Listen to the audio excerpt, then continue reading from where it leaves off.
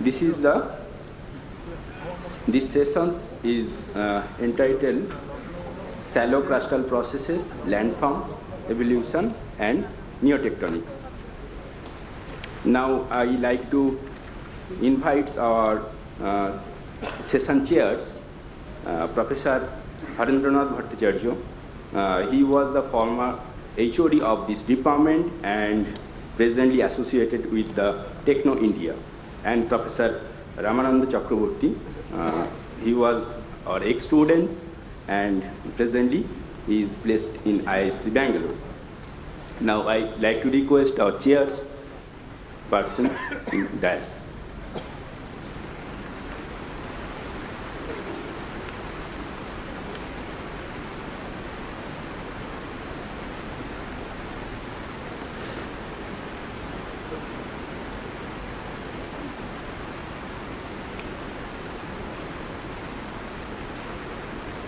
Sir, please take your seats.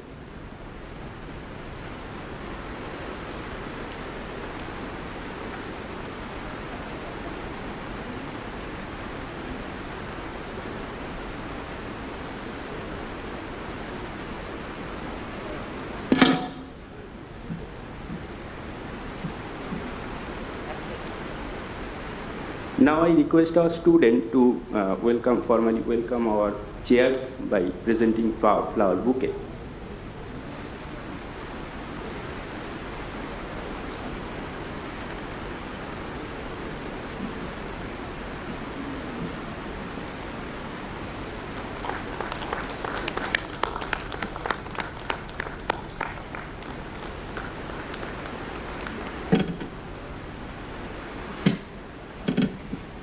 We are happy to announce that for these sessions we get our keynote speaker, Professor Shubhi Sarkar from Jadavpur University, and please be noted for your maintaining this time schedule. Presenter, keynote speaker will get 20 minutes time and presenter will get 15 minutes time, including the oral presentation and discussion. So I like to hand over this mic to our chairpersons. Hello. Good afternoon. We are going to start the last session of this two-day seminar, and the title of this session is Shallow Crustal Processes, Landform Evolution and Neotectonics. Professor Shubhi Sarkar of the Department of Geological Sciences, Jadavpur University, will deliver the keynote address. And I request Professor Sarkar to come to the dais.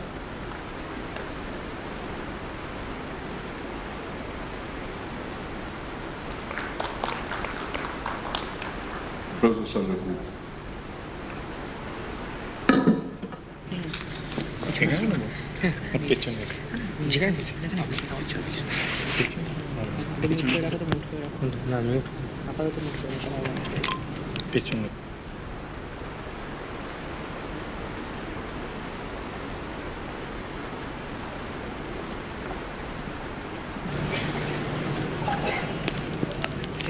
The title of Professor Sarkar's lecture is Surface Processes and Preservation Bias, a journey from Phanerozoic to Precambrian positional reserve. এটা দিয়ে slide change হয় আর এটা দিয়ে আপনি point করতে পারবেন, ঠিক আছে?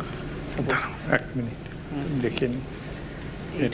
এটা দিয়ে হচ্ছে স্লাইড চেঞ্জ হবে, এটা দিয়ে পয়েন্ট করা যাবে। এটা পয়েন্ট আর এটা স্লাইড চেঞ্জ। ওকে, হ্যাঁ, যদি অসুবিধা হয় আমি এখানে করে দিচ্ছি, তাহলে আপনি কম্পিউটারে ডাইরেক্ট করতে পারবেন। না, আমি এখানে শিওর তো? Okay sir.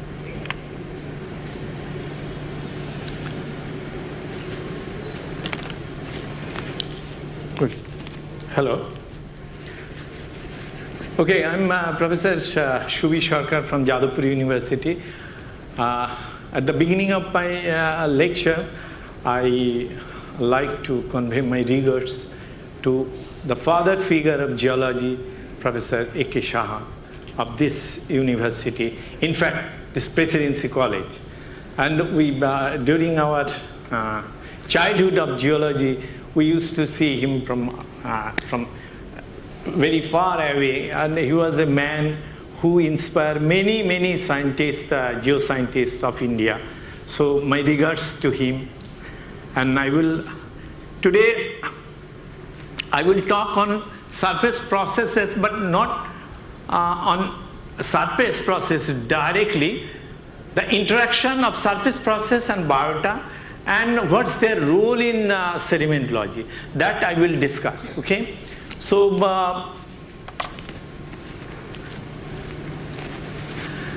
my intention is to present a brief overview.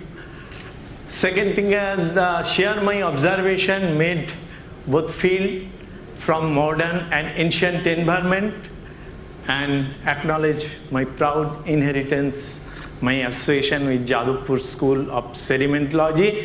And of course, I should convey one thing. This has been started with the person sitting in my lap, Professor H.N. Bhattacharya. So, surface processes really are perpetual. And the interaction of biota during the Phanerozoic and the surface process is quite well known. And of course, because of this interaction of biota, we misses many things. We misses many things in the sense they destroy primary sedimentary structure, which is a key element of sedimentology. But at the same time, sometimes they compensate the loss. As for example, if you see, this is a photograph from modern sediment, Chandipur, Odisha coast. You see the interaction of biota with on a surface of a ripple flat, almost destroy the ripple surfaces. But you can have some idea about the presence of, at least they had been deposited above the sediment water interface. The second figure you see here, this is it's altogether because of bioturbation, only fossil within this Cretaceous bark sediment. But if you look closely, you will find that the orientation of the fossil distinct bipolar orientation.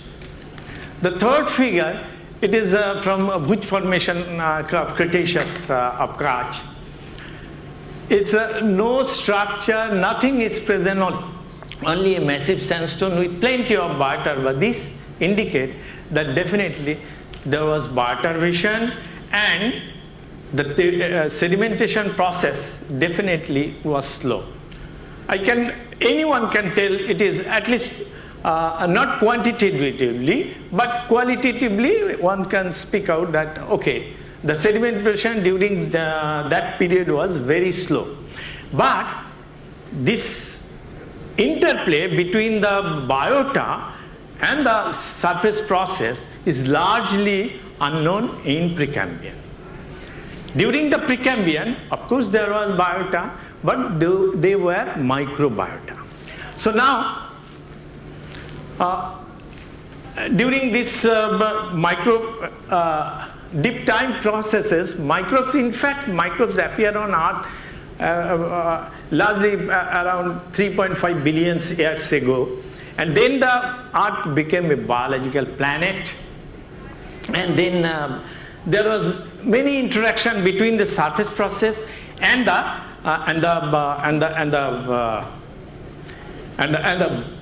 this biota. Biota means this biota, microbiota. So during this Precambrian Cambrian boundary at 542 million years ago, there is a sea change in biotic population. Metazoa replaces the microbiota. So metazoa, when changes this microbiota, then there was a sea change of interaction between the sedimentary surface process and your sediment. So now it is very difficult to conceive what was the role of microbiota during Deaden time, means Precambrian time. What they used to contribute. In fact, if you think deeply, if you can realize the sedimentation ethos of the Phanerozoic time and the Precambrian time was entirely different. In fact, during the carbonate, in case of carbonate precipitation, people believe that okay, there was a sea change because the Precambrian carbonate and the Phanerozoic carbonates are entirely different from the biotic point of view. But beside this, there was many difference between these two distinctive depositional systems. So now there are many distinctions. I will discuss mainly two aspects: how the biota help this preservation of sediments, and what is their role in sequence building processes. So how it a sequence develop, and ultimately the sequence stratigraphy is governed by this microbiota in case of your Precambrian sediments. So microbial mat colonization, even in modern environment, in protective area, one can get. This is the microbial zonation in a coastal environment, restricted environment in Odisha coast, behind the bast, some swampy environment. There you can get plenty of this microbiota. So now, during the course of lecture, I will cite some example from one from Odisha coast, another few example from Vindhyan sediments, and some from Marwar sediments of Rajasthan. So if anyone can ask regarding the microbiota, people usually say that stromatolite, this is very common in case of Precambrian limestone. These three limestones, from two from Vindhyan, one from a Chinese formation. So this is common, but their presence in the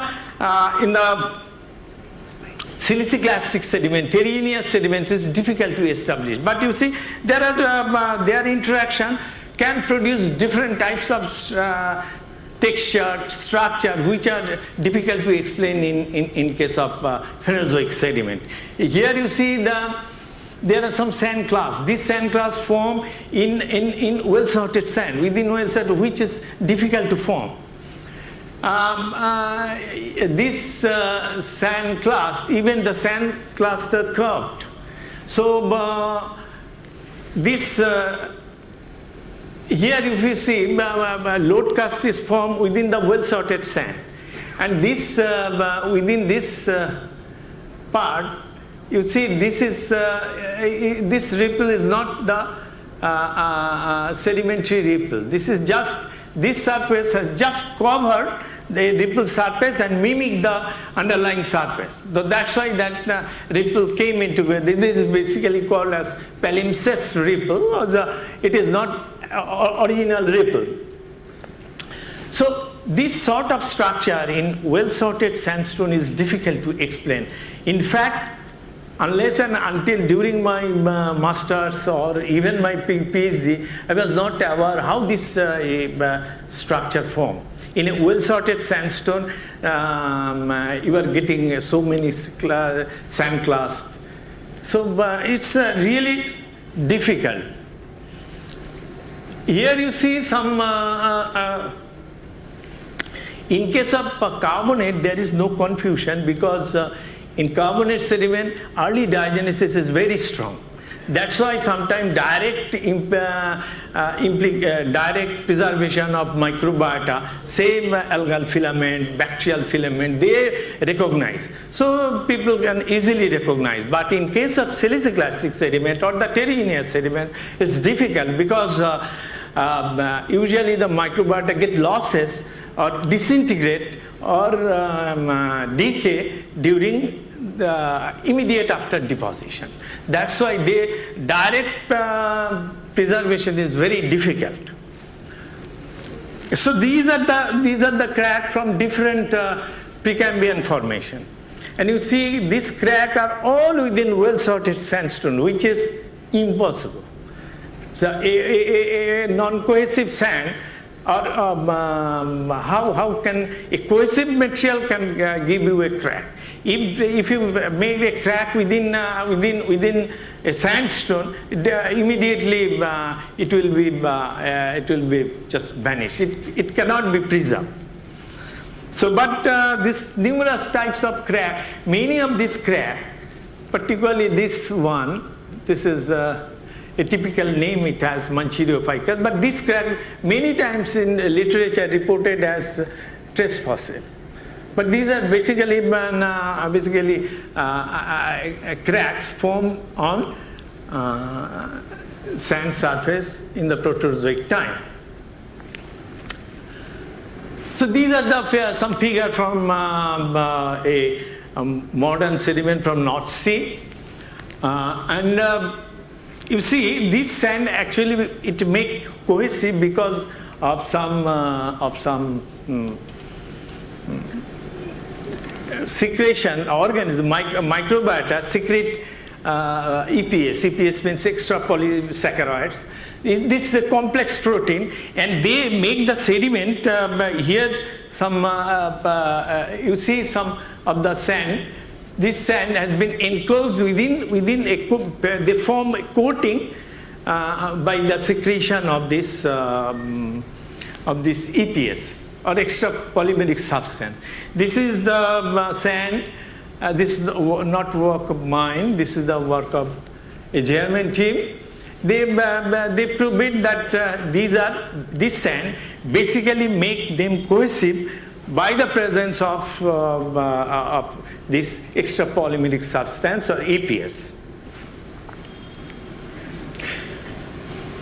So this is the same ripple, this palimpsest ripple. This is also formed because of this microbiota. You see the top surface, it's not a ripple surface. It's just a cover on the underlying surface, and it mimics the underlying surface. That's why the name has been given by someone as palimpsest. So when you see under microscope, you will find plenty of carbonaceous layer, and if you go under ACM, you can find some plenty pyrite along this layer. Huh? So now this give you the proofs. So these are the this slide, if I get time, I will discuss later. Okay.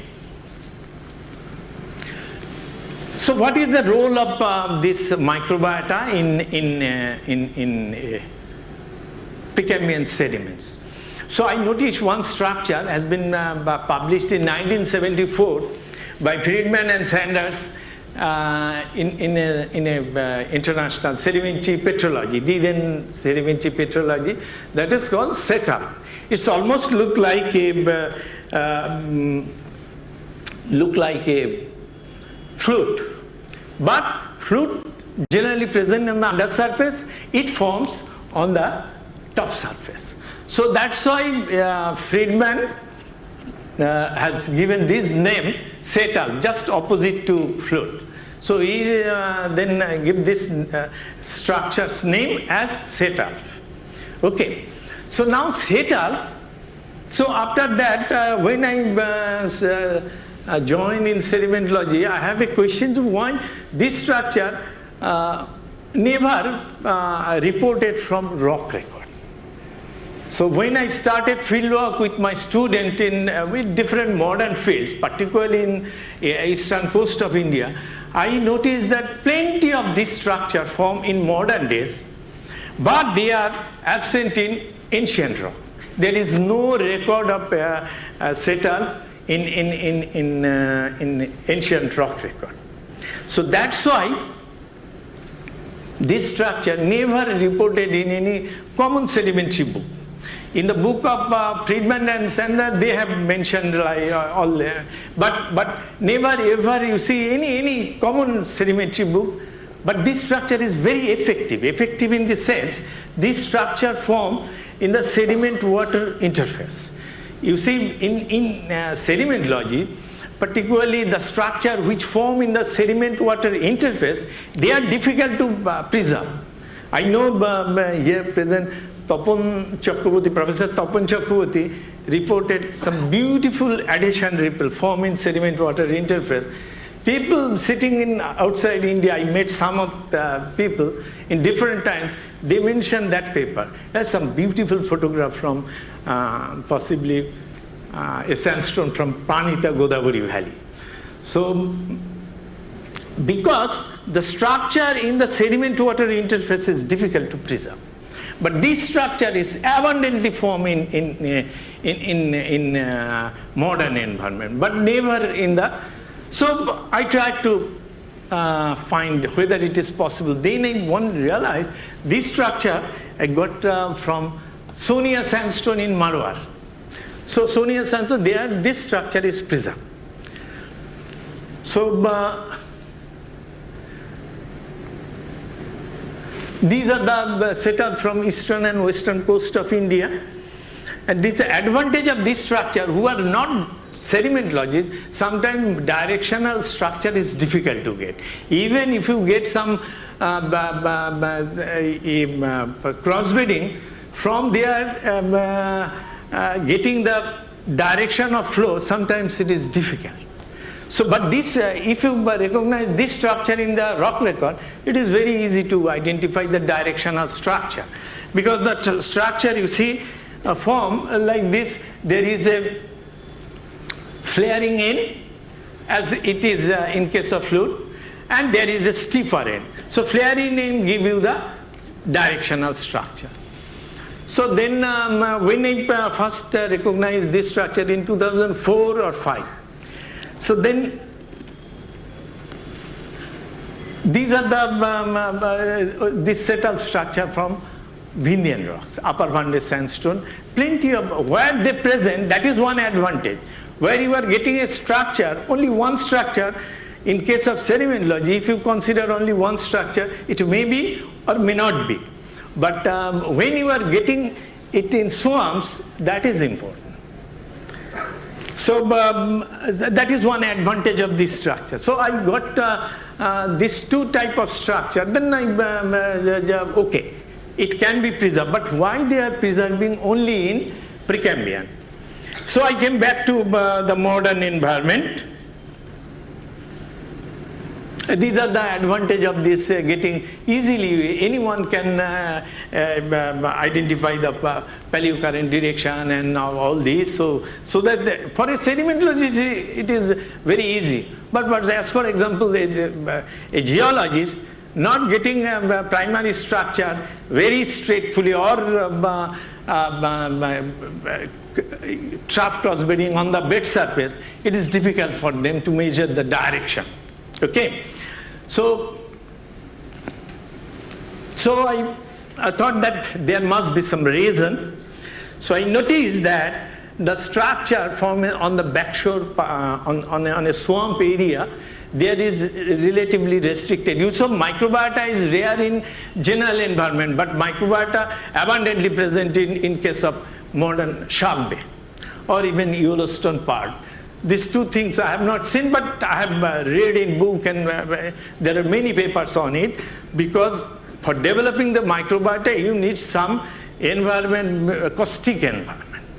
In general environment, the metazoa always dominate over this microbiota. Okay. Oh, so from this, this is you see here the surface where microbiota is growing. They because of desiccation they disintegrate, and those obstacles help to form this this settle. And after the 15 days, again there is a flood tide, and again the surface moisture and the microbial mat layer covered the area. So this may be one of the reasons why they are preserved only in Precambrian record. But it is not possible. So far there is this paper published in 2011. But still I have not seen any paper from Phanerozoic. So I think this is the reason why this microbiota, they are preserved only in Precambrian. Okay, this is how they help in preservation, and so possibly settle preservation in Proterozoic, no surprise. And I think Proterozoic time is the best time to preserve this settled sediment. And this picture, as time already passed, I will just say the Precambrian, the sequence stratigraphy is based on two things. One is net sedimentation, and another is your sea level change. And because of microbiota cover during the Precambrian, net sedimentation rate is much higher. That's why it is expected that during the Precambrian, the sequence stratigraphic element and the sequence stratigraphic element in the Phanerozoic could not be same. Okay, so I have worked many Precambrian sequence, and I noticed that HST means high-stand system trap, which is a common coarsening of parasequence. They are very common in the Precambrian, not the transgressive system trap. So this is, I'm concluding here. I'm already late, sorry. But if you have any question, you can ask me, particularly students. Thank you, Shubha. So this is a time for interaction. Just if you have any question, just you can ask. Please. This is not a question. I will just ask you to comment that Mike, please. No one is there. Ask. He's coming. Tapon. This is not a question. I just want your comment on this, that the Precambrian microbial mats are very well preserved in the Precambrian rocks, which is not there in the modern sediments, Phanerozoic sediments. So what do you think, which is more advantageous for sedimentologists? The Precambrian rocks, which has microbial mats and preservation of a different kind, or Phanerozoic rocks, which has vegetation, animal and sediment interaction? That is better for understanding the environment and climate and depositional features. So, which is more beneficial? Yeah, it's both ways correct, Tapunda, because you see, Precambrian always give you the better primary structure as you are a man worked in both the environment. Bioturbation is a big problem in Phanerozoic. Bioturbation destroys the sedimentary primary structure and many things as well. Again, if it is metamorphosed, then problem. If it is structurally deformed, they will destroy many things. Even twofold or threefold deformation, you cannot measure the primary structure as well. Or you cannot utilize the paleo-directional thing. Okay, so these are the problem. But as you also worked on Precambrian for many days, and I think in Precambrian there are some advantage because preservation is very good, and particularly in our country, in India, the Proterozoic sediment preservation is so good. I am fortunate to see some good section in South Africa as well as China, but our preservation is excellent. So that is one advantage for me, but really it is any.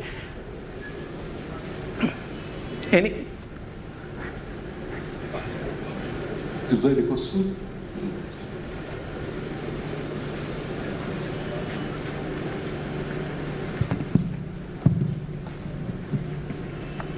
Thank you, sir, for such an enlightening talk. Sir, I want to ask, how can I differentiate between palimpsest ripple and actual ripple? And Actual ripple, when I see it in the palimpsest ripple, if you see, there will be no, if you see the vertical section, you will not get any lamination. As in case of, there is a term in false ripple or false ripple, a term that in our earlier, nowadays this book is rare, Hills, there was a structural geology book, Hills, by Hills. There I have seen false ripple. So false ripple like this, you will not get any crossbedding. Okay? Easily you can identify. Okay, sir, thank you. Okay. So it's not a question, just an opinion, that in one paper, Professor Zaleka, he wrote that for preservation of any laminations or bed or any bed form, algal mat is necessary. Otherwise, that will be destroyed. What is your I cannot follow your question. For preservation of any laminations of bed or any bed form, insect algal mat is extremely necessary. Otherwise, that will be destroyed. That is true for but in Phanerozoic sediment there is almost no algal mat or bacterial mat, unless and until there are some. It is there, but it is harder. But not only difficult to get, metazoan pressure is so much, it's difficult to get unless and until it is extreme climate. As for example, if the salinity is very high, then you can expect. If the temperature is very high, you can expect. Otherwise, difficult to expect. You can get for a time being, maybe some restricted environment, as a lucky situation in some swampy area in Chandipur, we observe this. But otherwise, difficult to get because of metazoan pressure. But also it is. It was there. Yeah. Okay, thank you. No question. Thank you. So thank you for your patient hearing. So, our next paper will be delivered by Alono Thodi from Nagaland University. The title of the paper is Implication of Soft Sediment Deformation Structures in the Neoproterozoic Simla and Jaunsar groups, Himachal Pradesh, Lower Himalaya. Okay, this is there.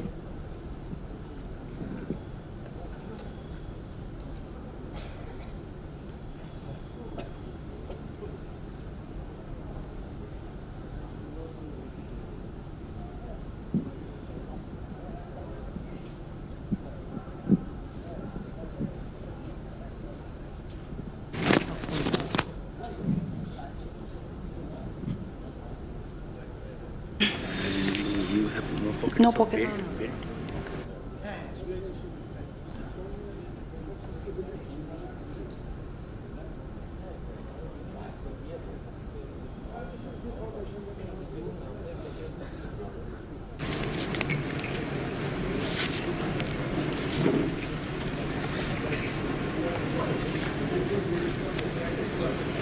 Good afternoon, ladies and gentlemen. Firstly, I would like to thank Professor Subir Sarkar for delivering such a nice talk. And because I respect him as a teacher, I've never sat in his classroom as a student, but I grew up geologically, drawing so many inspirations from the plethora of works that he has done on microbial-induced sedimentary structures, which remains to be one of my core research interests till today. So, starting my presentation, I shall be delivering my talk on implications of soft sedimentary deformation structures in the Neoproterozoic Shimla and Jaunsar groups, Himachal Pradesh, Lesser Himalaya. So the objective of the presentation is to study the different soft sedimentary deformation structures that have been documented in the Shimla and Jaunsar districts. Shimla and Jaunsar groups. So the Shimla group and the Jaunsar group are considered to be coeval, with the Jaunsars deposited towards the hinterland and the Shimla group towards the seaward side of the basin. And both the basins lie unconformably over the Shali group, the Darla volcanics, and the Deoband group of rocks.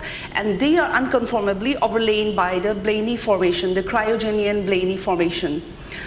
Both the Shimla group and the Jaunsar group are dominated by carbonates towards the bottom, and towards the upper part they are dominated by siliciclastics. So this is the map of the study area. It is in Himachal Pradesh, and the study areas have been highlighted there. This is the geological map of the Shimla group of rocks in Shimla and Solan district, and this is the study area in the Shimla group of rock. This is the geological map of the Jaunsar group in the Sirmaur district, and this is where the soft sedimentary deformation structures were documented in Sirmaur district. So these are the different soft sediment deformation structures that were documented in the Shimla group as well as the Jaunsar group. Now, what are soft sedimentary deformation structures? These are deformation structures which are formed in sedimentary rocks before they consolidated.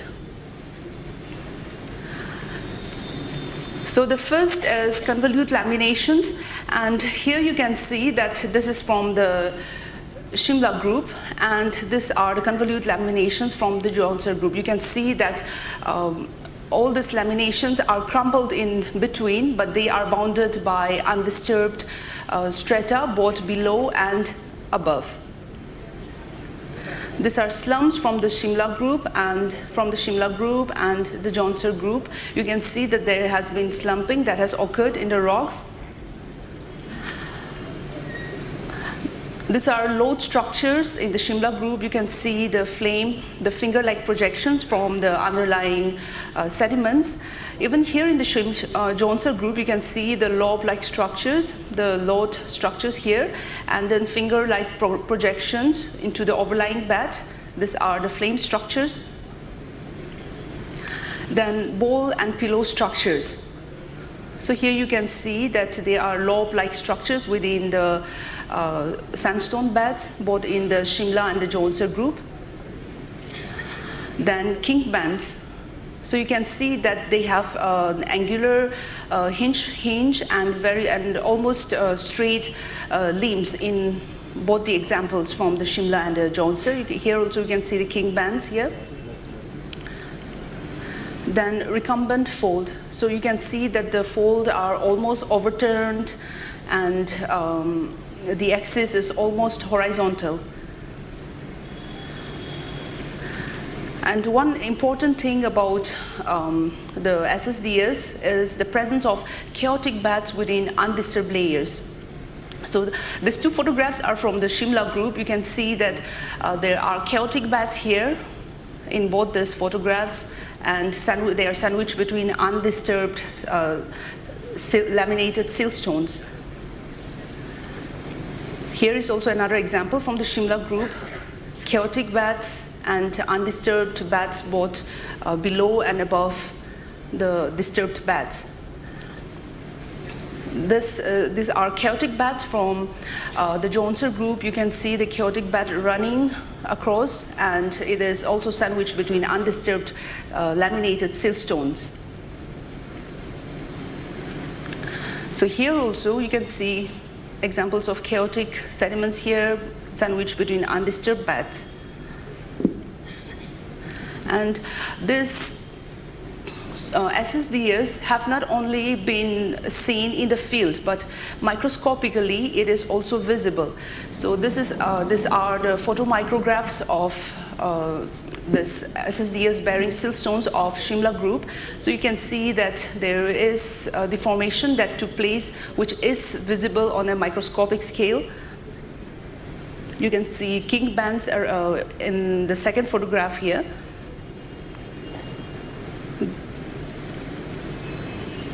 And these are photomicrographs from the Johnser group. Here also you can see that there are convolute laminations and a lot of deformation has occurred microscopically as well.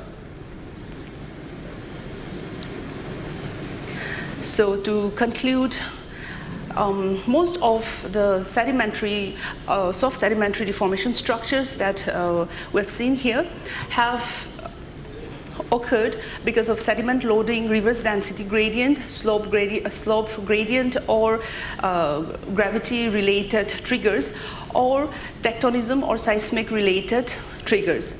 And the chaotic beds within undisturbed beds, they also are strong indicators of seismic triggers for the SSDS. Now, all these SSDS have not been caused by seismicity alone. They have both seismic as well as aseismic triggers. So one of the main causes for the aseismic triggers of this SSDS is because of the high sedimentary input and the humid paleoclimate that existed during the deposition of both the rock groups. Previous studies on the Shimla as well as the Johnsers have indicated that the basin was shallowing upward with with high sedimentary input into the basin. So probably this deformations occurred because of the increase in the sediment budget into the basin, and also the presence of abundant stromatolites and microbial induced sedimentary structures, and also the previous geochemical studies have indicated that the climatic conditions were warm and humid during the deposition of these two rock groups. And both in the Johnser group as well as the Shimla group, we find interbeds of volcanics interbedded with the Kunihar formation and the Chandpur formation, from which most of the sedimentary from where most of the SSDS were documented. So this is a direct indication that some of these SSDS may have had some seismic triggers. These are pilobasals from the Kunihar formation. You can see the pilobasals interbedded with lying on top of the laminated siltstones here. So the cause of the seismicity in both these two rock groups may have been related to the rifting of Rodinia supercontinent. Many studies recently have indicated that these two basins were deposited during the rifting of Rodinia supercontinent. So probably because of the rifting of this Rodinia supercontinent, there were volcanic activities taking place during the deposition of these two rock groups, which cause seismic triggers, which cause the disturbance or deformations in both these two rock groups. These are the references that I followed. Thank you. So I'm ready to take questions. So, do you have any question? Dr. Dasgupta? You are walking there, so.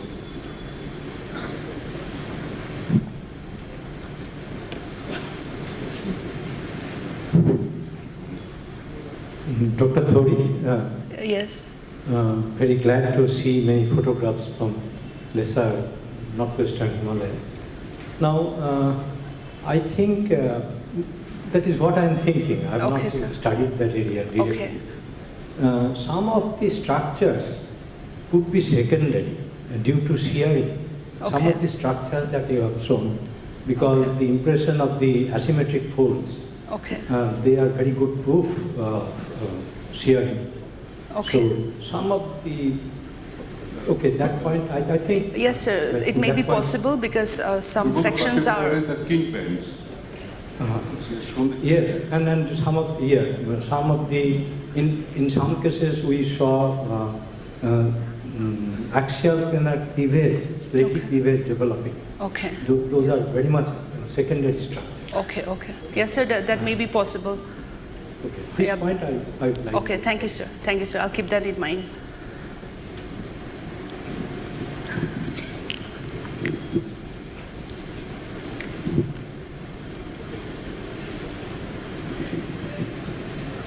Why are you relating this HPCT with the breakup of Rodinia in this case? What are the evidences, what are the independent evidences of the relationship of these deformation structures with the breaking up of Rodinia supercontinent? Okay. So the underlying beds of the basement of the Shimla group is the Darla volcanics. So the emplacement of the Darla volcanics has been like in so many recent papers, the emplacement of tholeiitic basalts and also this Darla volcanics have been correlated with the rifting of Rodinia supercontinent. So that's the main basis. And these volcanics have been documented. Some of these volcanics have been found interbedded with the Shimla group, the basement formation of the Shimla group. So it also indicates that the volcanism and sedimentation was taking place alongside.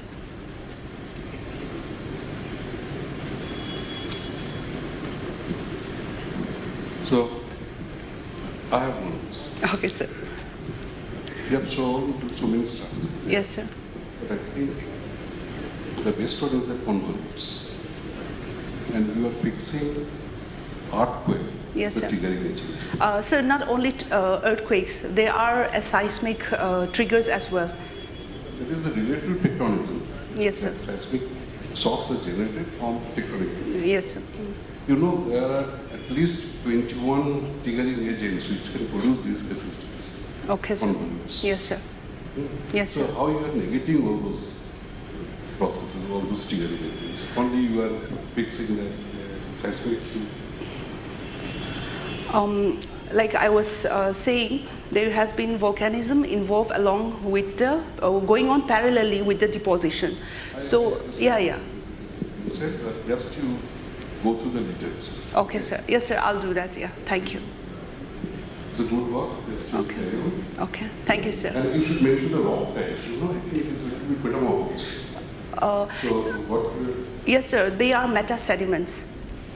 what Professor Bose was saying that some of the structures are really of secondary origin. It's a tectonic origin. Yes, sir. Like the rocks from the lesser Himalayas. Yes, sir. Yes, sir. They are surely structural disturbances have taken place. Yes, sir. Actually, the convolutes. Okay. They are definite associates. Okay, but sir. before fixing the triggering agent, you should negate all other possibilities. Okay, sir. Okay, I'll keep that in All mind. your field also, please. Okay. Thank you. Okay. Thank you, sir. Thank you for this. Okay. Thank you, everyone.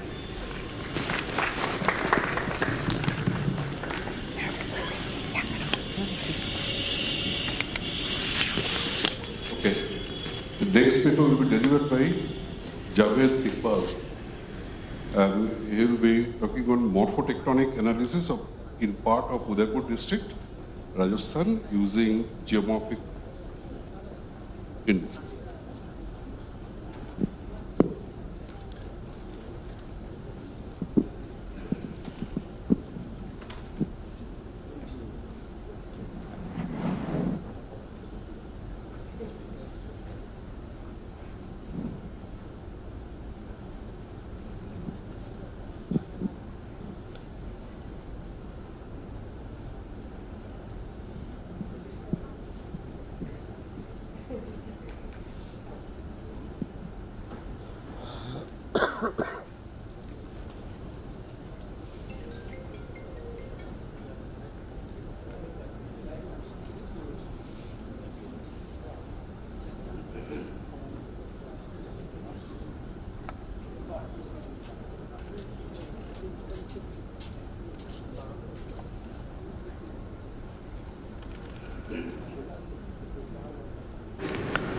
Excuse me.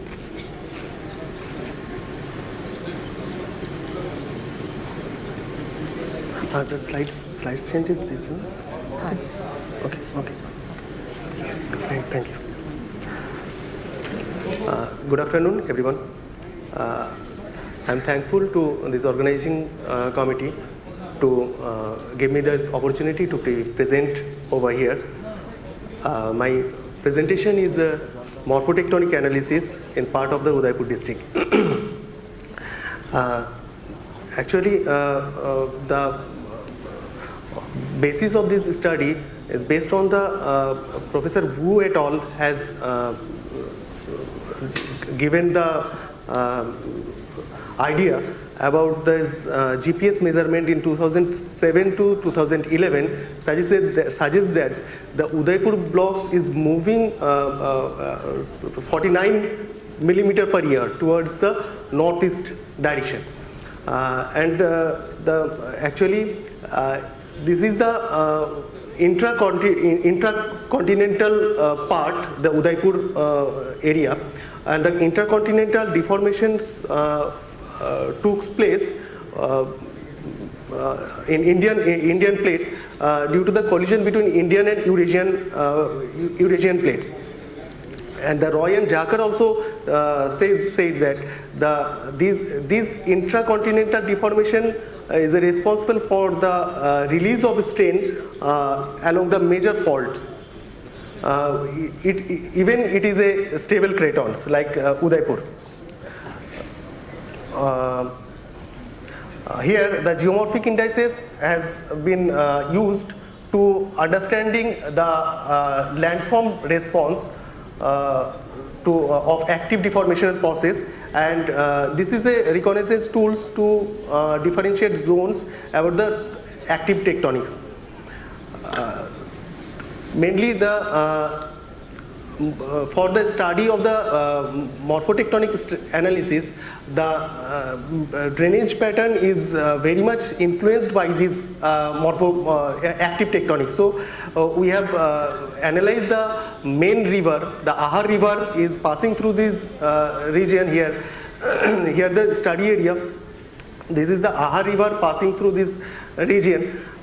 So we have used study the geomorphic indices of this Ahar river, and this is the Udaipur city lies here, and which is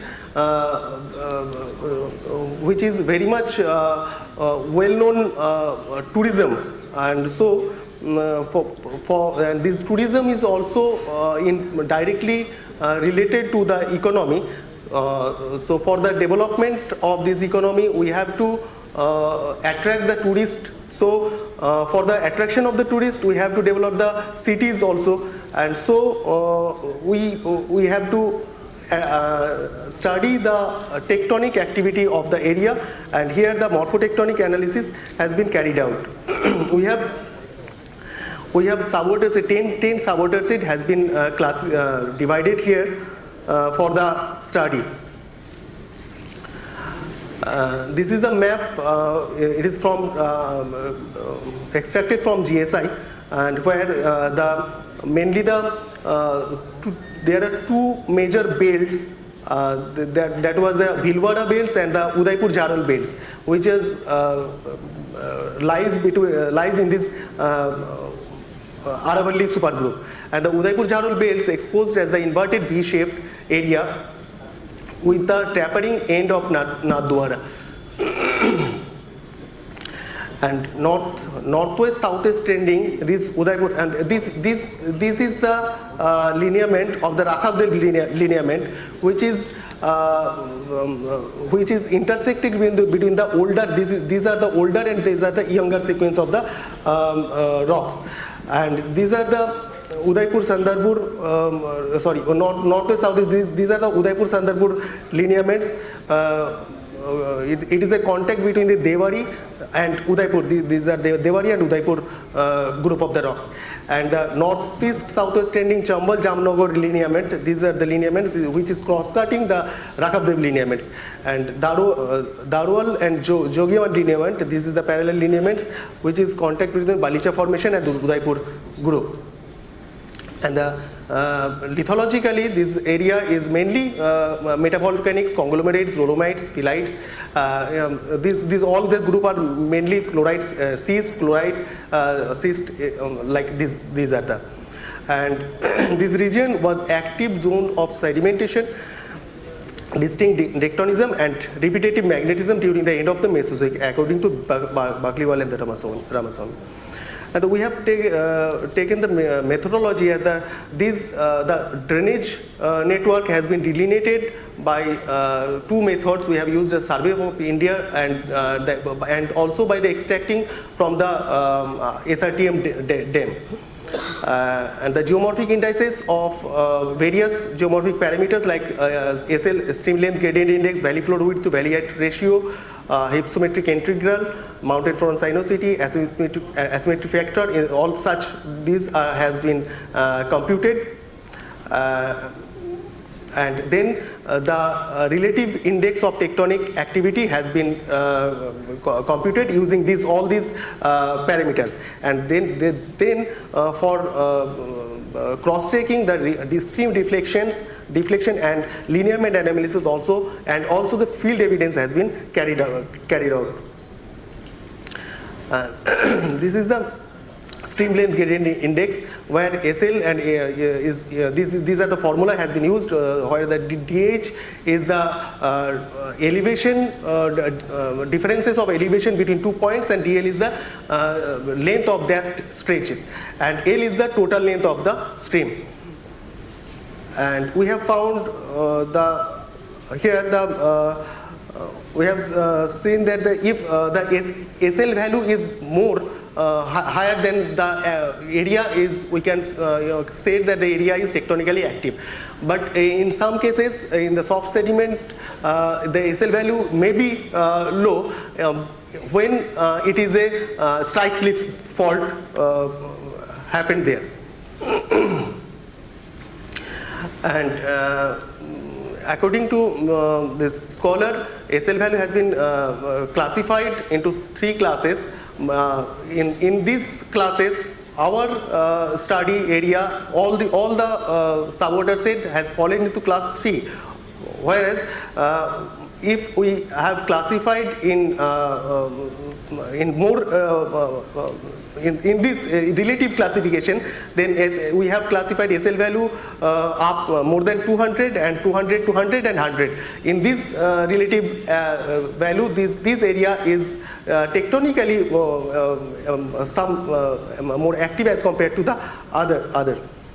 In some cases, whatever the average SL value is less, but in some places like these are the subwater shed 1, 2, 3, 4, and this particularly area where the SL value is more. Here we have said this is the river profile and the SL value. This shows that it is more than thousands of the SL value, which is. And then ratio of the valley flow width to valley height ratio, it is also indicating factor for the tectonic activity. Here it has also classified as the 3 classes, VF less than 0.5, 0.5 to 1 and greater than 1. If the VF value is greater than 1, then it is tectonically less active, and this area in comparison average value of the whole area, it is fall in the class 3, but in the some places where the river is crossing the fault zone, it is very less value. We have calculated hypsometric curve and hypsometric integral. Here the hypsometric integral is if it is greater than 0.5, then it is convex.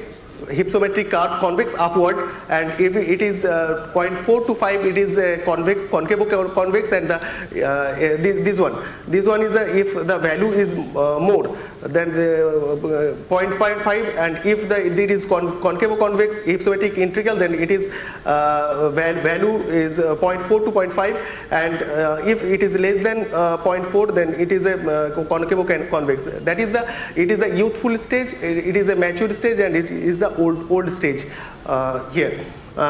Here our area of subordination 2, 3, 4 are showing the class 2, which is a concavo convex, that is a mature stage, and in comparison to this in this area, this hypsometric, if we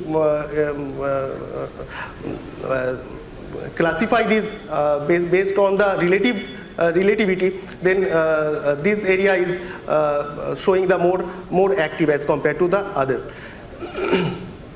Mountain front sinuosity here, these are the mountain front.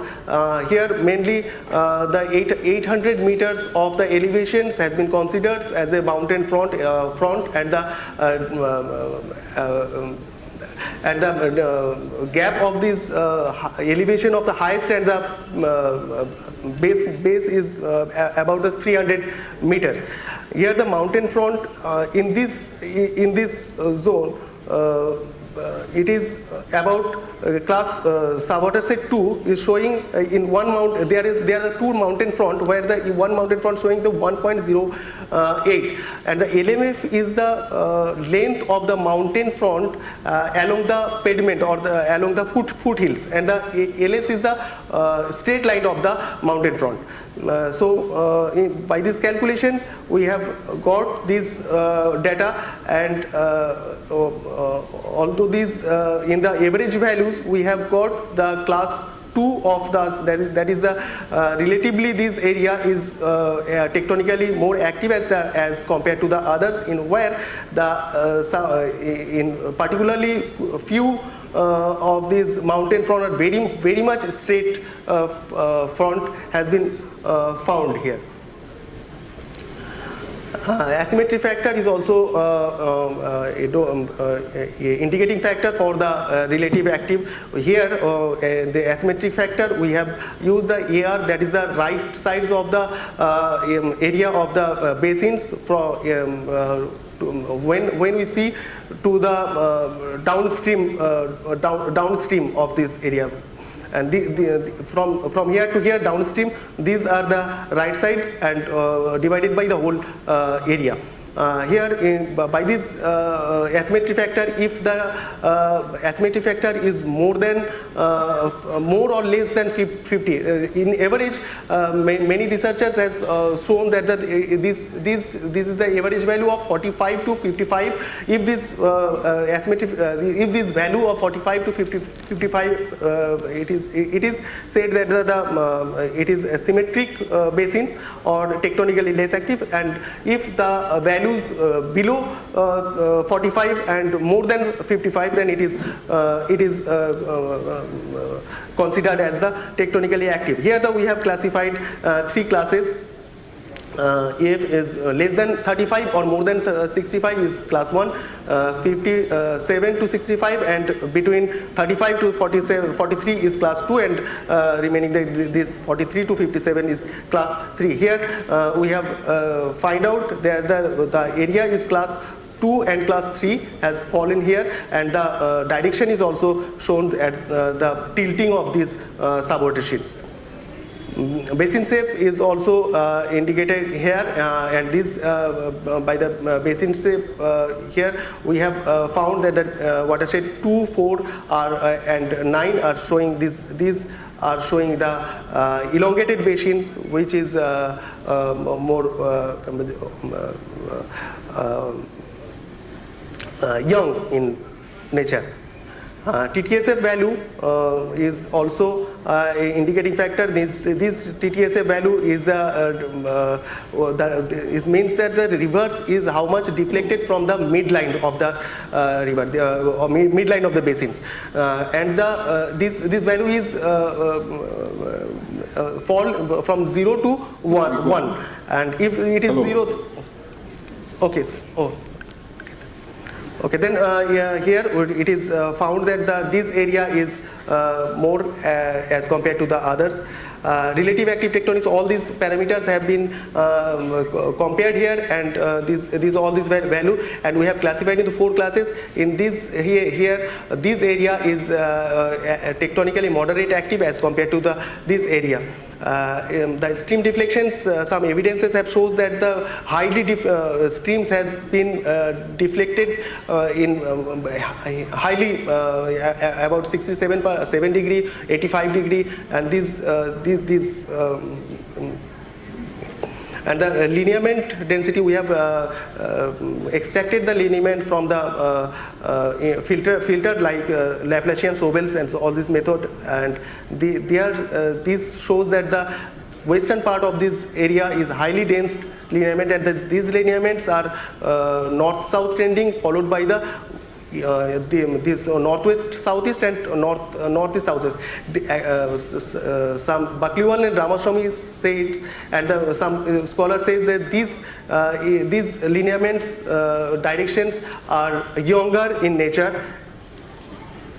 And some field evidences, these are the major cracks found in the field, and this is the northwest southeast trending, and these cracks in zoom in position we have seen that there are no vegetation in this here. Conclusion, please. Okay, these are the some field evidences where we have found this tectonic activity. Then this shows that the northwestern part of the mainly 30% of the area is tectonically active as compared to the other part. Thank you. Thank you. Yes.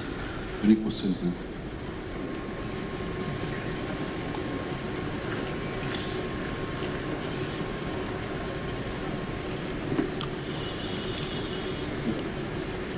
Okay. Thank you. Okay, sir. Thank you.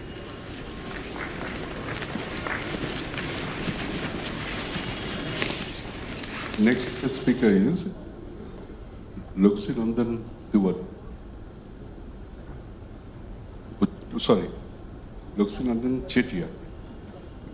Diagenetic response to tectonic stresses and deformation in the seawallic sediments of northeastern Himalayas, foreland basin, India.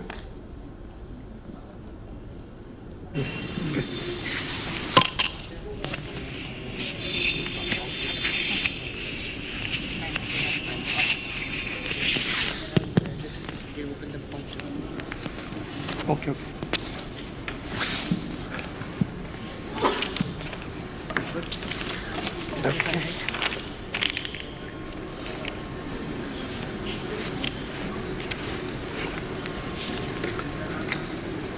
Good afternoon, everyone.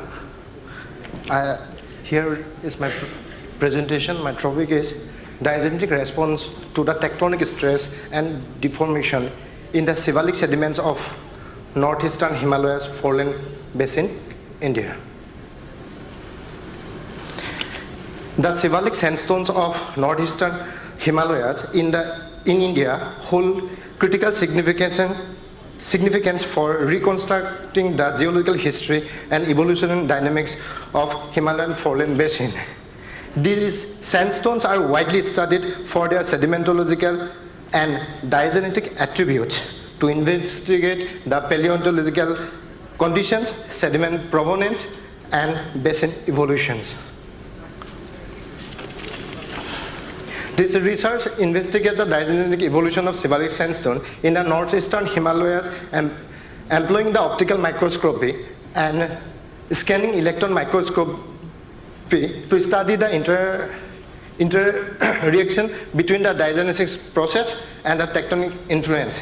Here is the study area. I have selected the study area of Ziadol River section that is belong to Arunachal and Assam border.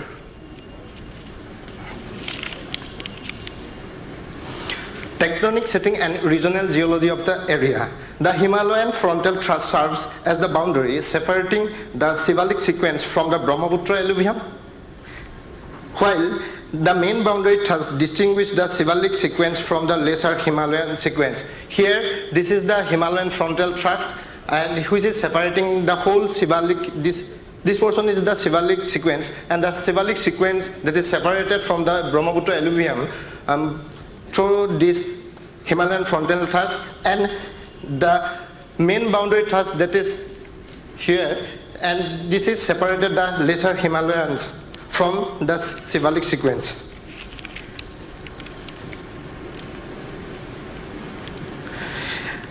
Karunakaran and Rao divided the Shivalik groups into three formations, that is Dofla formation, Subansi formation, and Kimin formations. Here the stratigraphic successions of the tertiary sediments that provided by K. Sarai in 2010, but my study area belongs to the Shivalik group, that is here the Dofla formation, which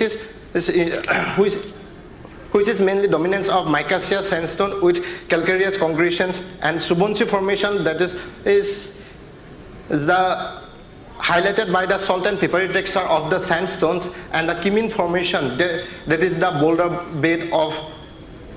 bed.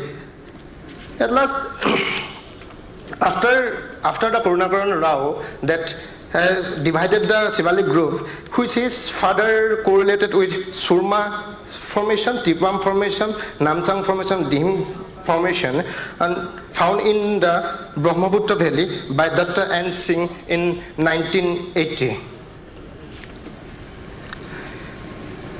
Petrography, while we are in a thin section analysis, we grouped the mineral constituents into four groups, that is primary, miscellaneous, lithic grains, and matrix cements.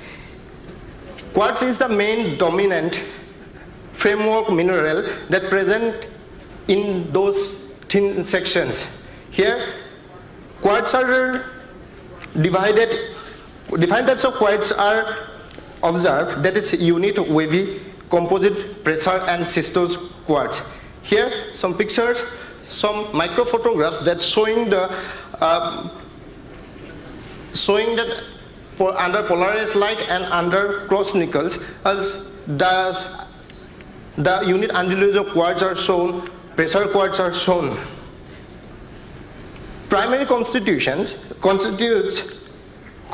primary minerals, that another is feldspar, which is the second most abundant. And those feldspars are alkali feldspars and plesioklase feldspars. Alkali feldspars that are orthoclase and microcline. Orthoclase are identified based on Carlsberg twinning, and microcline that are on the basis of cross-hatch twinning. And plesioklase feldspar are identified on the basis of polysynthetic twinning. Then the miscellaneous as minerals that are accessory minerals which are present, and such as biotite, muscovite, olivine, pyroxene, and the lithic fragments that are the rock fragments of igneous, metamorphic, and sedimentary rock. Volcanic rock fragments, slate, phyllite, schist, and quartzite are the common rock fragments that are observed in those sandstone slides. And here the matrix minerals that are included are clay minerals like elite, kaolinite, chloride, and fine-grained mica feldspar, which fill the interstitial pore spaces of those slides. Here is the diagenetic response to tectonic stress. Yes, when we talk about the diagenesis, then we have to talk about the cementation and compaction. Cementation and of those sediments, those sandstones,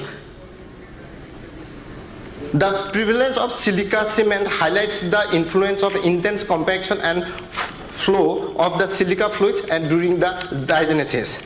Another key features that are tectonic, with a response to tectonic and pressure situations, the key features that are studied are king mica bending, calcite replaced by silica, quartz overgrowth, transformation of quartz grain into chert, pressure solutions, grain-to-grain boundary of the grains, and the fractured grains. Here, we are discussing about the kink mica bending, and then those kink mica bend that are present in the microphotographs, which are taken in under cross-nickels or polarizing microscope, and the other image that are taken at the scanning electron microscope of that is backscattering image. This mica, king of mica flex, is the common indication of mechanical compaction. Here, calcite is replaced by in the photograph, calcite is replaced by silica, which is this alteration is driven by the acidic dissolution chemical environment that typically occurs in the regions with the active tectonic processes. Then we ever talk about the quartz overgrowth. That is the overgrowth picture here for microphotographs that is taken under the SEM, and that's here the quartz overgrowth photographs are taken. But I want to inform everyone that the Shivalik sediments of northeast India that is belong to the Arunachal, where the overgrowth of grain is not so common. It is very common in the northern, western northern part of the India. But little bit amount of quartz overgrowth are present that is in the Dofla sections, Dofla formations. This process is likely closely linked to the tectonic activity, particularly in the regions undergoing the subsidence or burial. Then another is transformation of quartz grains into salt. Silica dissolves in the pore waters and reprecipitates and gradually replacing the quartz grains, and dead quartz grains are forming the salt.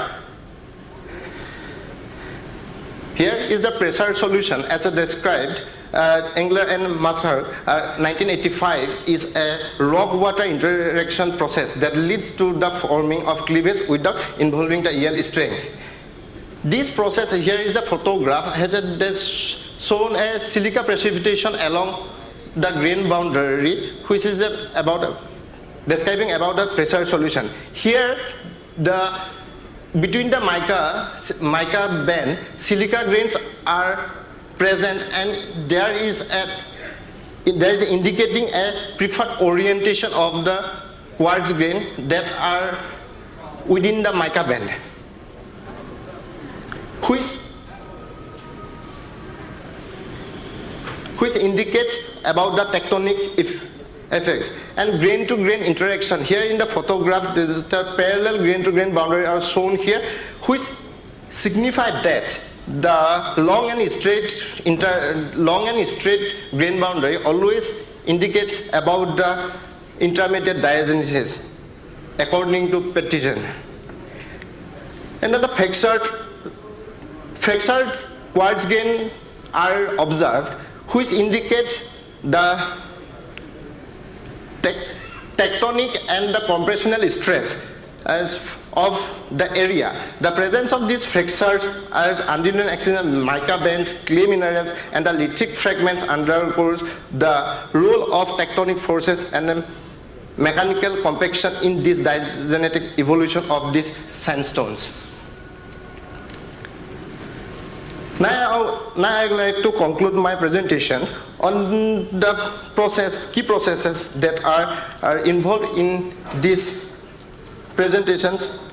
Cementation, that's compaction, mineral replacement, quartz overgrowth, salt formation, and pressure solutions. These observations highlight the interplay of the diagenetic process and the tectonic forces, offering valuable insights into the regions of geological history and the basin evolution. Thank you. Here is my references. Okay, we have time for a quick question, please.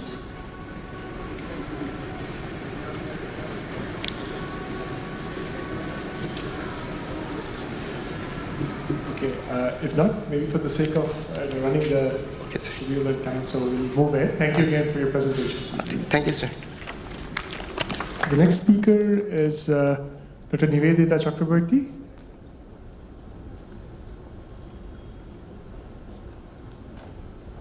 and she'll be speaking of the architecture and paleohydraulics of an early Triassic fluvial system, the Panchet Formation from Raniganj Basin.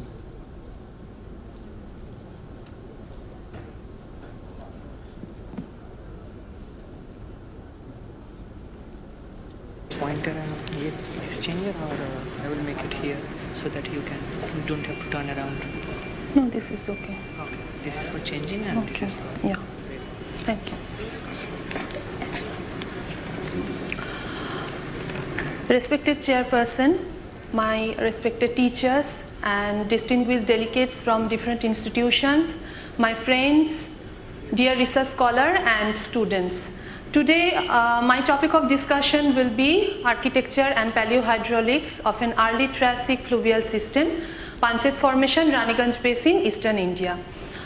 Raniganj Basin is located in the heartland of Eastern Indian coalfield. In the year 2017, I started my fieldwork in Gondwana rocks of Raniganj Basin along with the undergraduate geology students of my previous institution, which is located at Mejia, Bankura. In the first couple of fieldworks, I visited only the Raniganj Formation. Then gradually, I took over interest on the early Triassic rock as well. And soon I had a strong feeling that there are significant changes in the sediment characters of these two formations. And then it was also that Raniganj Formation had much more attention, and the reason is quite obvious that it was one of the major coal producing horizon in Eastern India. In comparison, Panchet attention was less. In spite of some of the reputed journal published papers on granulometry, paleontology, there are some critical aspects in sedimentology that I thought need much more attention regarding the Panchet. And being a learner, today I would like to share some of my sedimentological understanding on Panchet Formation. In this work, I was accompanied by Dr. Anudev Mondol of this department and Ms. Lovely Burman. So quickly look back at the early Triassic time. It was initiated by with the largest mass extinction in the Earth history, worldwide fall in sea level, volcanic eruption, existence of Paleotethys at that time, widespread ocean anoxia, transition from late Paleozoic ice house to the later Mesozoic greenhouse, one of the warmest period in Earth history with no polar ice caps, very dry climate and wide subtropical dry desert belts. These are the highlights of my presentation. Raniganj Basin, as I already mentioned, that it is one of the major coal producing basin and east-west elongated fault controlled half graben type intracratonic basin, covers an area of around 3,000 kilometers and accumulate around 22,000 thick continuous succession of Gondwana supergroup. Here is the location of Raniganj Basin, and this is the stratigraphic succession of the basin. This is the geological map of Raniganj Basin. Our study has been carried out in some tributaries of river Damodar, namely Bashpetali and Tetul Rock. And we did study the depositional scenario, fluvial architecture and the paleohydrological analysis. These are the panoramic view of the two sections. And I would like to quickly focus on the broad characteristics of these two formations. First, Raniganj Formation of late Permian age, broad shallow channel bodies, presence of bank attached bar and point bars, frequent association of floodplain deposit, profusion of coal, dark colored shale rich in carbonaceous matters and weathered sandstone which is kaolinized. On the contrary, Panchet Formation of late early Triassic age above the PT boundary shows thick multi-storied sandy channel units, dominance of mid-channel bars, evidence of aeolian deposits, restricted occurrence of overbank finds, absence of carbonaceous content, depth of coal, fresh unaltered feldspar and remarkable presence of sedimentary deformation at certain stratigraphic horizons. Here is the facies disposition with paleocurrent direction. Above the PT boundary, so far we have identified 4 channel belts, and the facies characters shows that the grain size from pebbly sandstone to mudstone with the predominance of sandstone, and a remarkable horizon of sedimentary deformation structure below and above paleocurrent direction deviated, and also some of the character in the fluvial parameters. Now, what was the need of fluvial architectural element analysis? There are facies analysis, but still it is needed because fluvial environment itself includes a vast paleogeography. So similar kind of fluvial succession is expected in each fluvial style. Facies sequences thus cannot be considered as diagnostic for a particular river style. To overcome this kind of limitation, actually attention shifted to large scale sedimentary structures leading to architectural element analysis. For our present study, we considered nature of the bounding surface, external and internal geometry, primary sedimentary structures, spatio-temporal arrangement of the lithofacies, and paleoflow direction. Now I would like to mention the element one by one. The channel element, which is the most dominant and largest identifiable autocyclic element. Scale and shape is highly variable, sculpted by concave up erosional base. Primary sedimentary structures are mostly traction current generated, unidirectional paleocurrent. 2 type of channel pattern we observed. One is deeper and narrower, and other is the shallower and wider. Both are internally trough cross stratified. Next, down current accretion element attached with the mid channel longitudinal bar, internally compound cross stratified, where the largest and the smallest forces both are oriented to the regional flow direction. And transverse bar element, which is attached to the mid channel transverse bar. It shows tabular body geometry, internally tabular cross stratified. Here also forces are oriented to the regional flow direction. Now comes to the laminated sand sheet element associated with overbank fines. Laminated sand still occurs like thin blanket lenticular body, commonly associated with crevasses channel within the floodplain, and overbank fines are basically the finest fractions in the floodplains. It's very limited in occurrence in case of Panchet in comparison to Raniganj, and they commonly occur along with the channel fields and crevasses channel. We also observe some aeolian deposits mostly associated with the transverse and longitudinal bars. They are internally translated stratified, alternate darker and lighter laminae are present. There are some adhesion ripple associated also. Here we have tried to show the distribution of different architectural elements within different channel belt. This is for the channel belt 1 at location 1. From 1 to 6, we have showed that different lithofacies, and we have tried to connect them with the architectural element. And we repeated the same exercise for the channel belt 2 and channel belt 3 for the L3 locations. Here the significant part is a presence of a sedimentary deformation layer in between CB2 and CB3. Now comes to the second part of my presentation, which is paleohydrology, which is basically study of the fluvial processes and their hydrological implication. These are the most popular the parameters which are dealt in paleohydrological analysis. When we plotted the parameters for all the 4 channel belts, it has been noticed that the common declining pattern of the parameters was interrupted in case of channel belt 3. Please keep in mind that the SSD horizon is present above this CB2. In case of slope, the trend is just reverse, that is, slope is lesser in CB3 in comparison to CB2. Possibly this is the reason behind the shallower and wider channels that we obtained above the SSD horizons.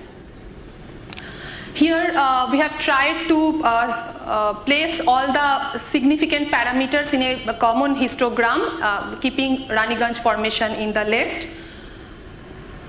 We also checked the ephemerality index, which is basically the difference between bankful discharge and mean discharge divided by drainage area in square kilometer. But this is the numerical relation, which is ephemerality is basically the river which does not have water during all the season. It's not perennial in nature. When we checked it for the latest Permian and earliest Triassic, we found that it is quite high.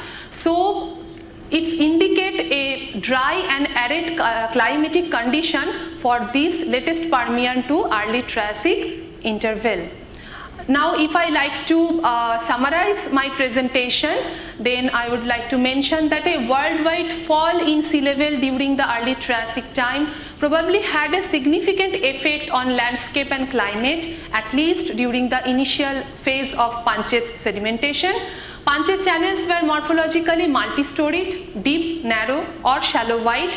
Overwhelming finds are limited in occurrences. Channel fields and bar elements are often interbedded with aeolian deposit, indicating warm and aridity in climate. However, presence of adhesion ripple indicate intermittent damp conditions. Architecture and paleohydraulics of Panchet fluvial indicates an overall low sinuosity, energetic, sandy, ephemeral, braided river system in comparison to Raniganj, which is basically a high sinuosity meandering system as per our observation in our field work. High rate of bedload transport due to rifting prevailed in peninsular India during the Permo-Triassic time, possibly which catalyzed the braiding of rivers in the early Triassic times. An increase in different fluvial parameters except slope was noticed beyond a stratigraphic level, which is caused by remarkable presence of thin sedimentary deformation structures. Shallow and wider channels above the SRST horizon that corroborates this interpretation. Early Triassic Gondwana rocks possibly experienced a fresh episode of tectonic uplift and readjustment of paleoslope during the onset of upper Gondwana sedimentation. That's all about my topic. Thank you for keeping patience, and I acknowledge Professor Subir Sarkar for his constant support during this work. Thank you. Thank you, Dr. Chakraborty. We have time for questions.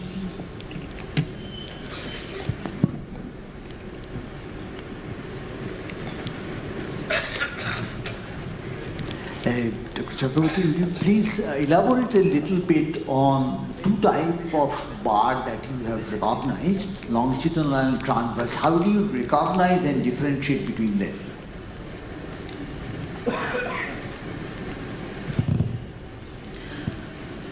So the first one, this is the mid-channel longitudinal bar, which is internally characterized by compound cross-stratification, meaning two kind of forces. One is larger ones, and in between them there are smaller forces. These I have identified as the mid-channel longitudinal bar, and this one is the transverse bar, which is internally characterized by tabular cross-stratification.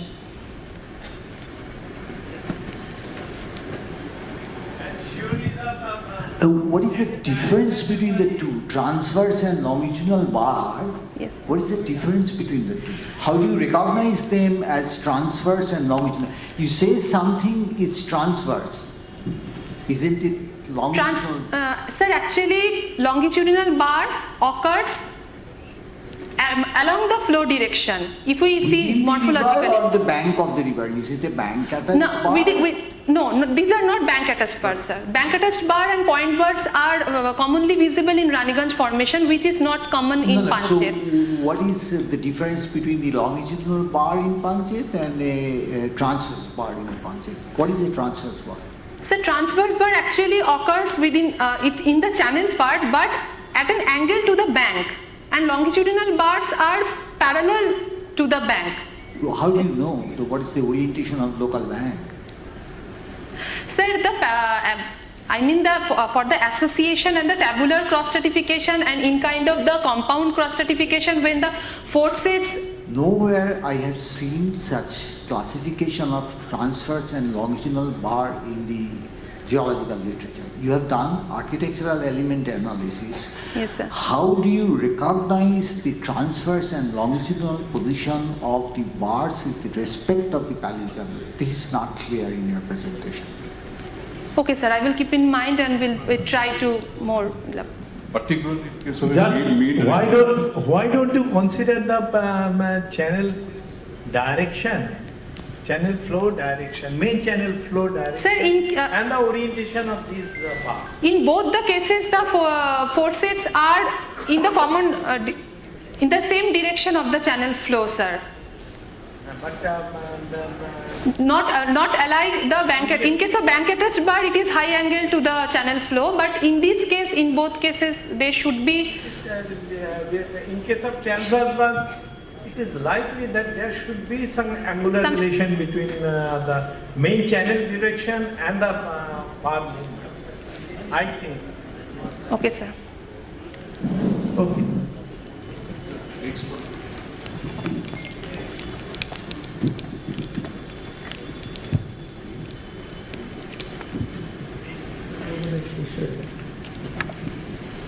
Hello. Do we have time for a small question? Yes. I'm asking one question. Okay, so you say that layer of deformed crossbeds or deformed sedimentary features are there. Now, some authors, they say that it's seismic in origin, earthquake related. What is your take on that? Do you have anything to say on that? Sir, actually, we are doing on that part. For this presentation, I have not incorporated that. Miss Lovely Burman have made a poster on this topic. But so far, we have traversed a long area across the basin and we have observed this kind of sedimentary deformed layer in a persistent way. Yeah, I know. Yes, yes, sir. And that is also reported. We are trying to separate out the mechanisms and we have a reservation that it may be seismic, but we have to do more work on that, sir. Okay, please do that. Yes, yes, sir. We are trying. We are trying, sir. And last thing is, you say there is a shift in the tectonic regime in the early part of the Triassic. Now, that actually, sir, I observed in some literature, good reputed literature. I have not referred that, but. Yeah, but if you can find out some evidences of that. Yes, sir. So I would be personally very grateful to you. Thank you. And thank you very much for concentrating sedimentologically on Panchet. Yes, sir. I've been roaming around there for the last 35 years, but on paleontology I have Yes, mostly sir. concentrated. I have seen your paper, sir. I have seen your last. No, that's not important, but it's very good that some sedimentologists are working on that. Thank you. Thank you, sir. Thank you for suggestion. So, this was the last question. Yes, sir. Yes, sir. Of course. This one, sir. The planar.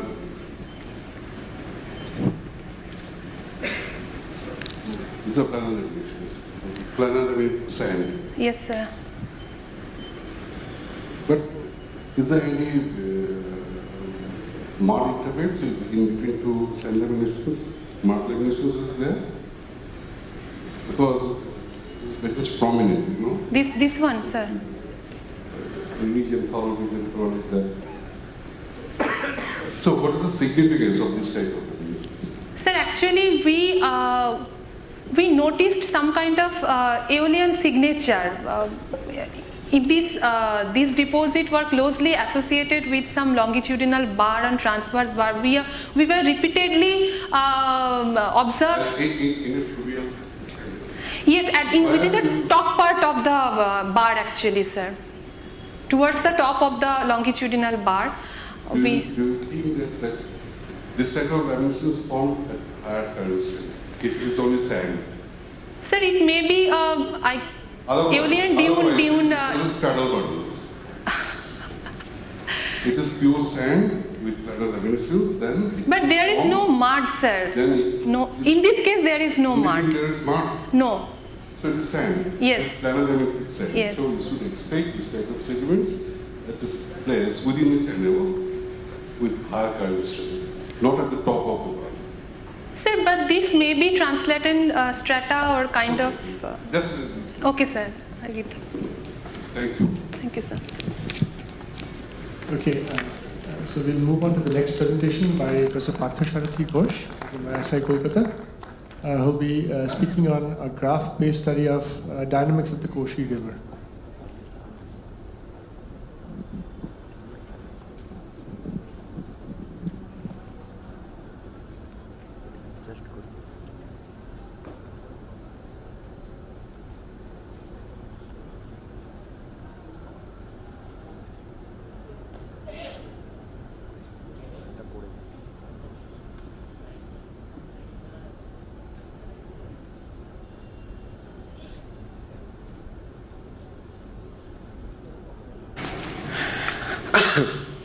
Good.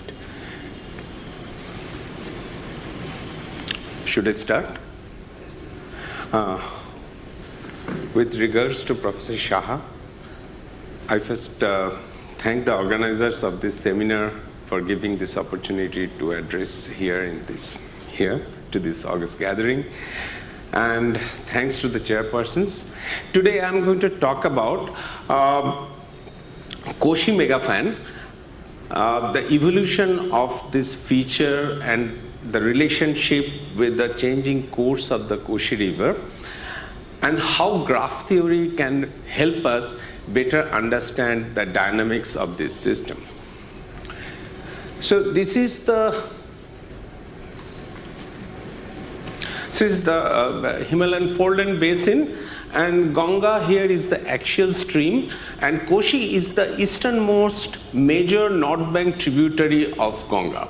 Koshi originates deep inside the Himalayan mountain belt, and it has a huge catchment there which receives an enormous amount of precipitation during the monsoon, mainly in the form of rain, and also lots of sediments are generated here, and everything comes out through a very narrow gorge in the mountain front, which is known as the Barakhetra Gorge, and gets spread over this North Bihar plain.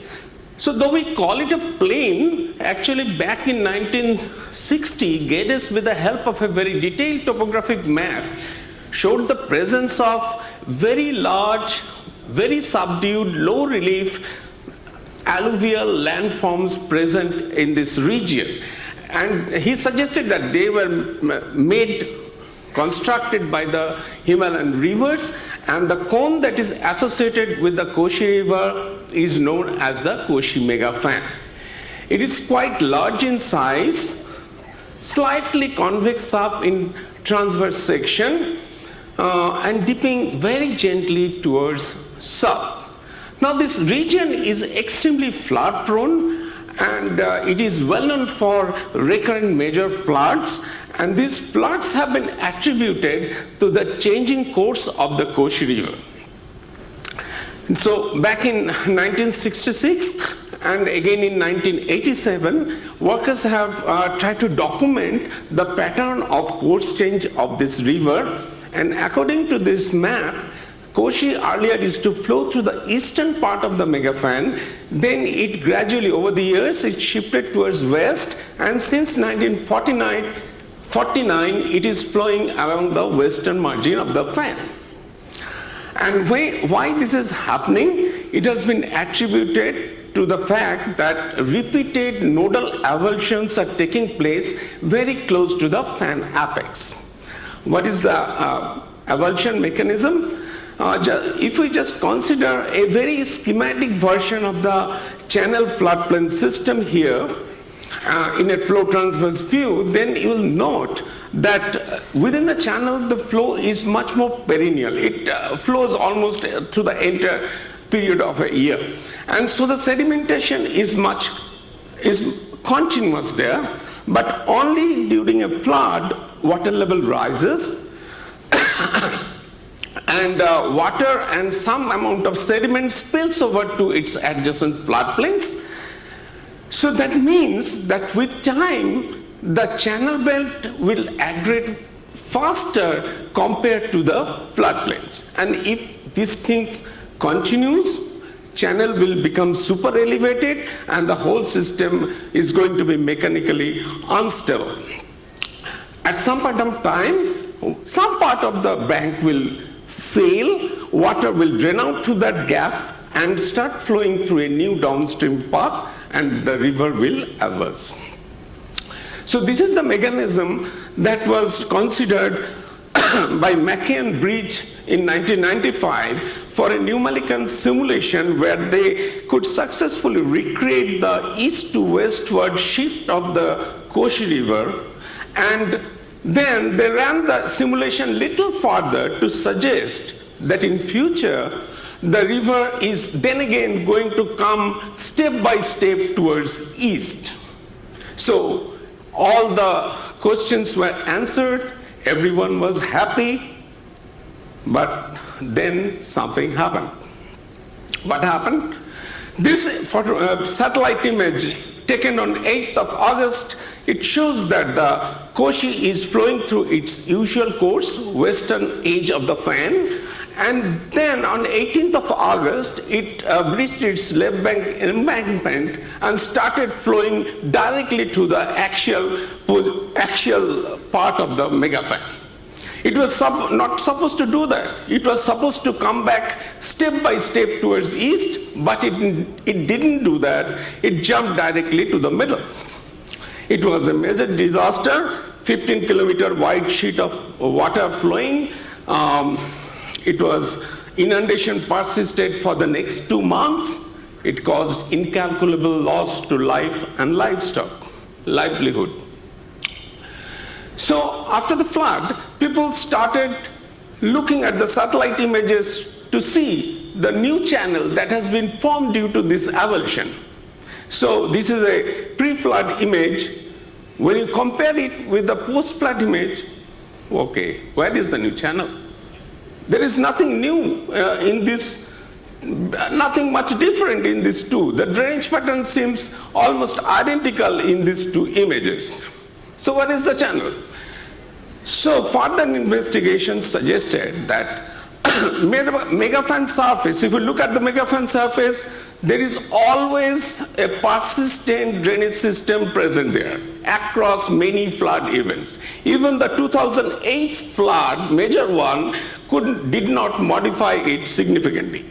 Now, if you map it, you'll find it is something like a network, which is made up of channel segments joining and bifurcating. It's not a radial pattern here. So this pattern is suitable to be modeled by graph theory.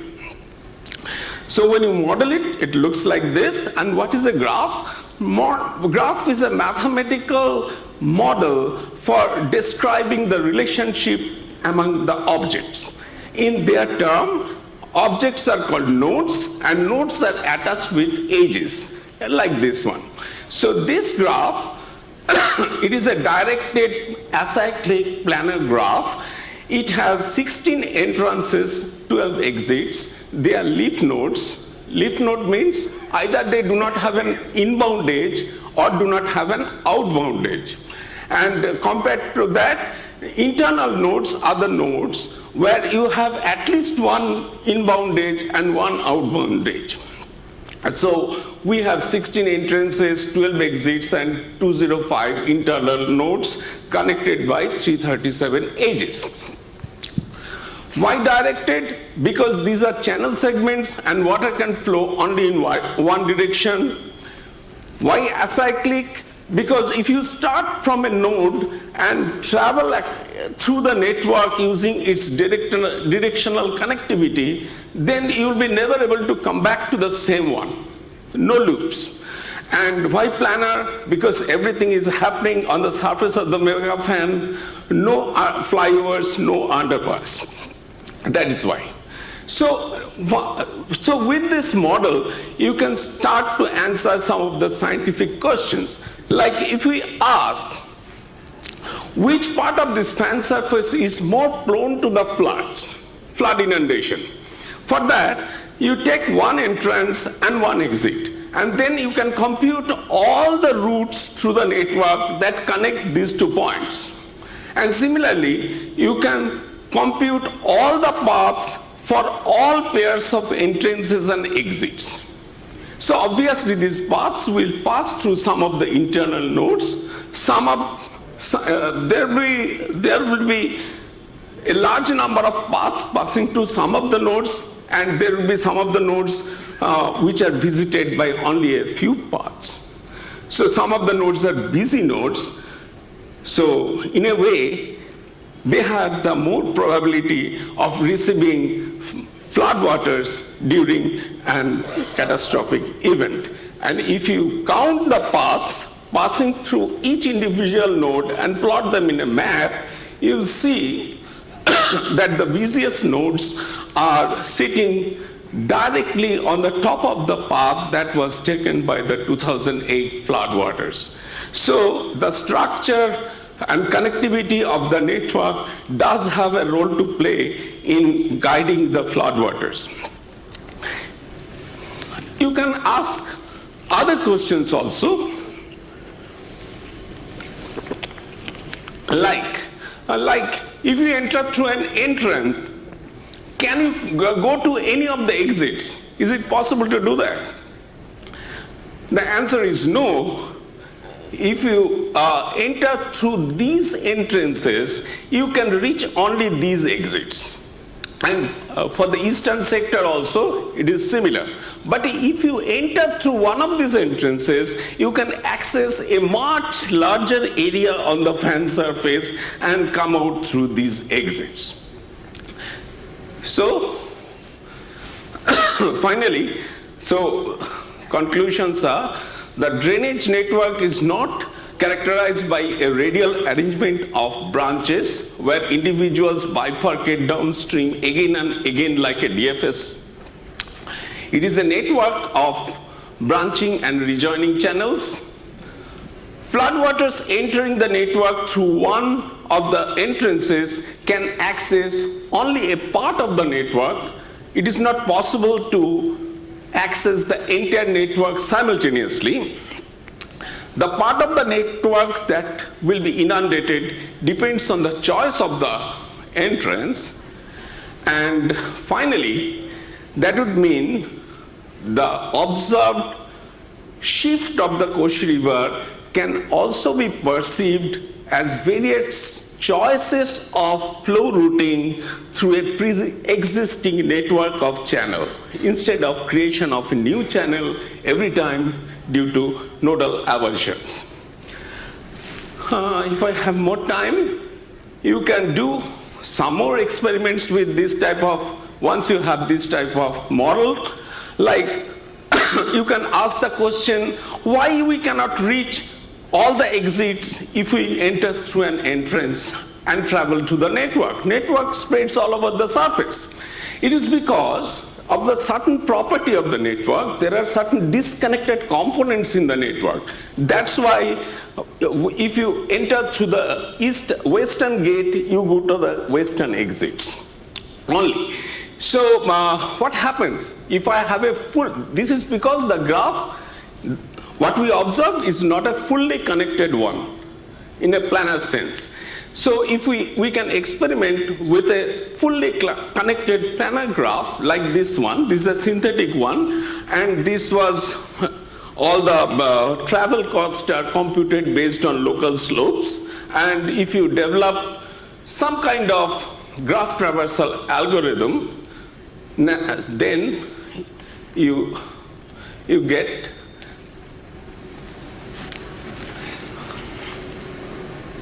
how to do it. Just a moment, sir.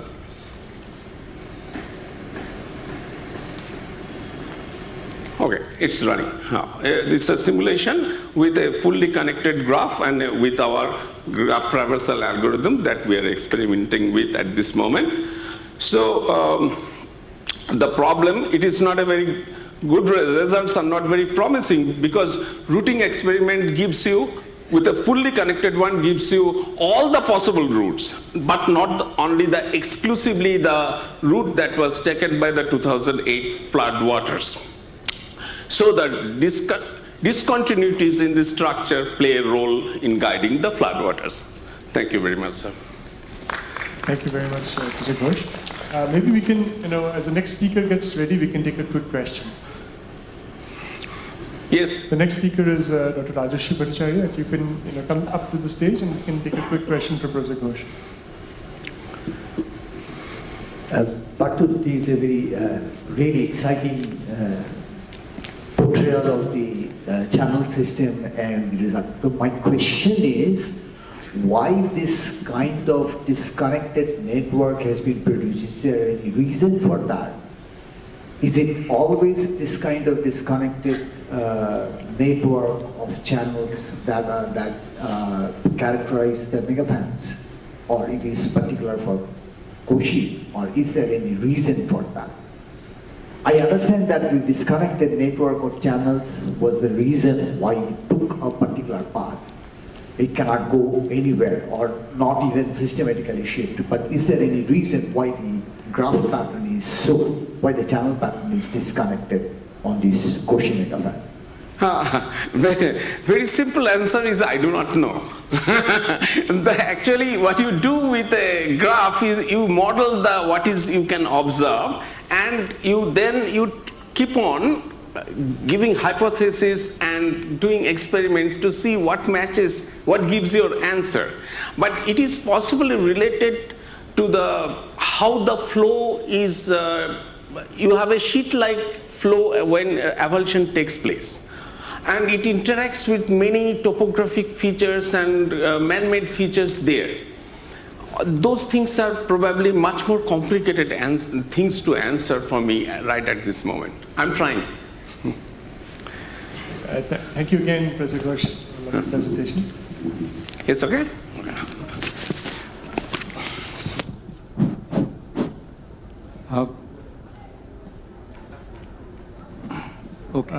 The next speaker is Rajeshri Banerjee from Presidency University, and he'll be speaking on characterization of correlative stratigraphic horizon within subaerial deposits of the upper member of the Bhuj Formation in the Kutch Basin.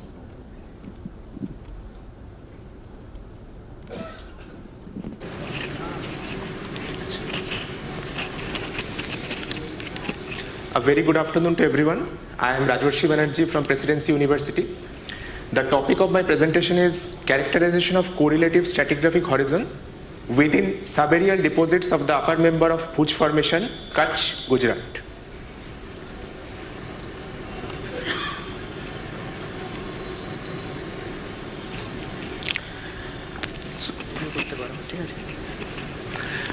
The Kutch Basin is a east-west oriented basin situated in the western continental margin of India.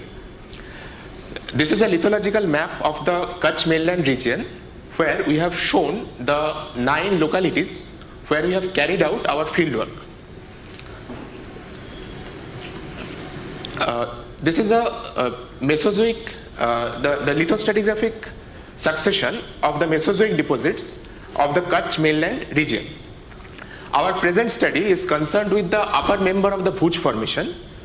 The upper member of the Bhuj Formation was deposited during the Albian age of early Cretaceous period in a dominantly subaerial environment.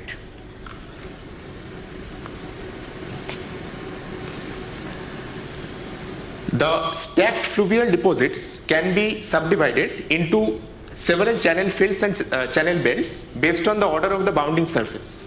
However, the correlation of strata in stacked fluvial channel deposits is very complex because the facies patterns of fluvial systems are laterally discontinuous over short distances and short time scales. Moreover, fluvial deposits lack prominent event horizons or marker beds, and there is a scarcity of preserved index fossils. Therefore, our objective is to identify and characterize a laterally persistent horizon for basin-wide correlation of the fluvial deposits. This figure represents the stratigraphic log of the fluvial deposits in all the locations where we have studied.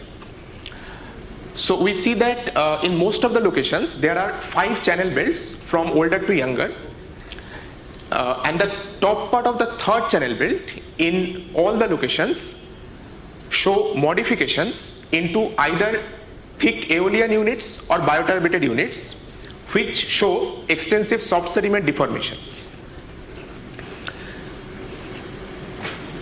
The fluvial deposits were characterized by the different types of facies, which includes the trough cross-stratified channel sandstone, tabular cross-stratified sandstone, which have been interpreted as transverse mid-channel bars, compound cross strata interpreted as longitudinal mid-channel bars, and mudstone in flat plane overlain by planar laminated levee deposits. Moreover, the fluvial deposits show a lower dispersion in the paleocurrent, and in terms of petrography, the fluvial sandstones are generally poorly sorted. So as I mentioned earlier, that the top part of the 3rd channel belt show modifications, the fluvial deposits show modifications into bioturbated units. So in these 2 field photographs, we have shown that overbank deposits and abundant channel deposits being modified to thick bioturbated units.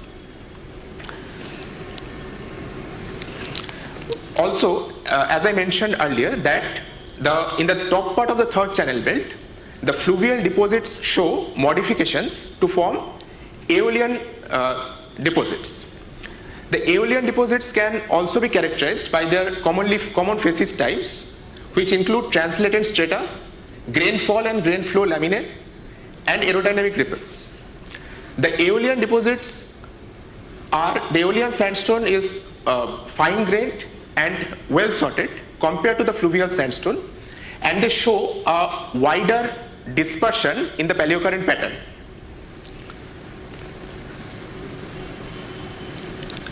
So the top part of the 3rd channel belt, which has been modified into either aeolian or bioturbated units, show presence of soft sediment deformation persistently in all the locations where you have studied. The most commonly found soft sediment deformation types include convolute laminations, overstipend trough cross strata, slump folds, and sand dikes.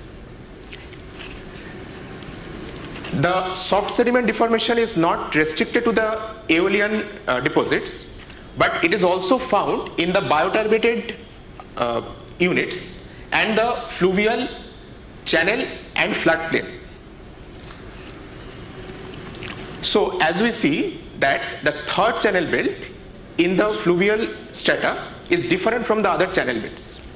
So we have constructed lithologs, stratigraphic logs for the 3rd channel belt in all the locations we have studied, where we have shown the modification of the fluvial deposits into aeolian and bioturbated horizons in layers. So from this log we can make 3 observations. Firstly, the lithology of the SSD hosting sedimentary units is not uniform everywhere. Secondly, the thickness of soft sediment deformed horizon is not uniform everywhere. And third, the type and magnitude of soft sediment deformation also varies laterally across the different locations studied. So to explain the depositional setting, we have tried to show 4 different depositional models. In the first depositional model, we show that the initial channel belts, channel belt 1 and channel belt 2, being deposited by the Paleo River, where mostly trough cross-stratified sandstone, trough cross-stratified channel deposits and the different types of mid-channel and bank-attached bar formed, along with some floodplain deposits. After this, in the following this, in the second model, we have shown that the top part of the third channel belt began to dry up, and it got modified into aeolian deposits as well as bioturbated units. In the third model, we have shown that the top part of the third channel belt was affected by soft sediment deformation. Please note that the rate of sedimentation and thickness of unconsolidated sediments differ laterally across the basin. So therefore the magnitudes and type of soft sediment deformation also vary in the different locations studied. And in the fourth model, we have shown that after the soft sediment deformation, the channel reappeared and the fourth and fifth channel was deposited.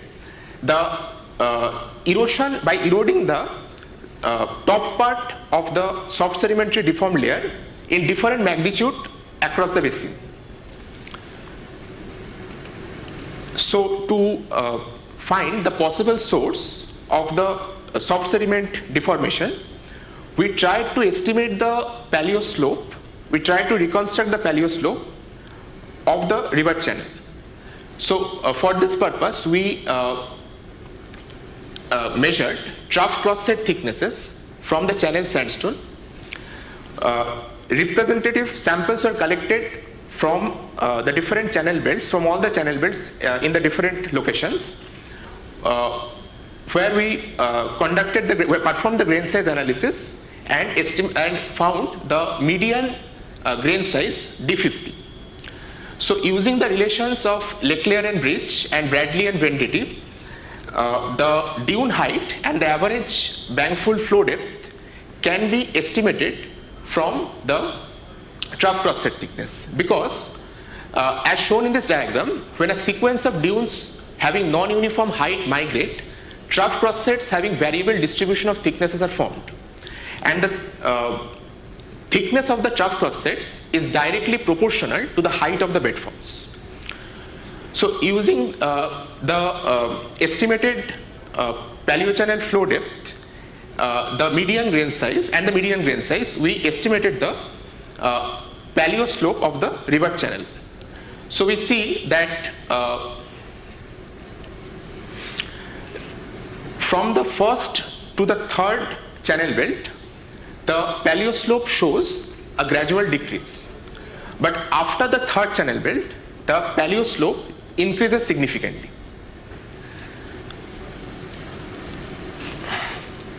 To summarize my presentation, firstly, the base of the soft sediment deformed unit is persistent laterally across all the locations studied in the basin, and so it can be considered as a correlative horizon. Secondly, the presence of laterally persistent soft sediment deformed layer indicates a major paleoseismic event. The increase in paleo slope of the river channel post the soft sediment deformation episode corroborates the former inference. And lastly, the nature, scale and lithology of the soft sediment deformed layer, soft sediment deformations may vary laterally in case of such tectonically deformed subaerial correlative surface. Thank you. Thank you. We have time for one quick question, and request the next speaker to get ready. Next speaker is Shabushachi Mondo. In the meantime, we can take a quick question.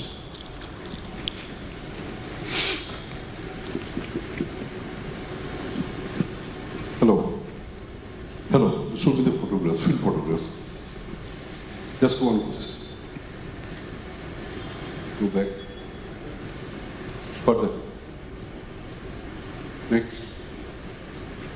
Next. Okay. Another one. Previous one. Just to show that truck cost irrigation is there. No. What's happening? Next. Go fast. No, just quick photos. Okay.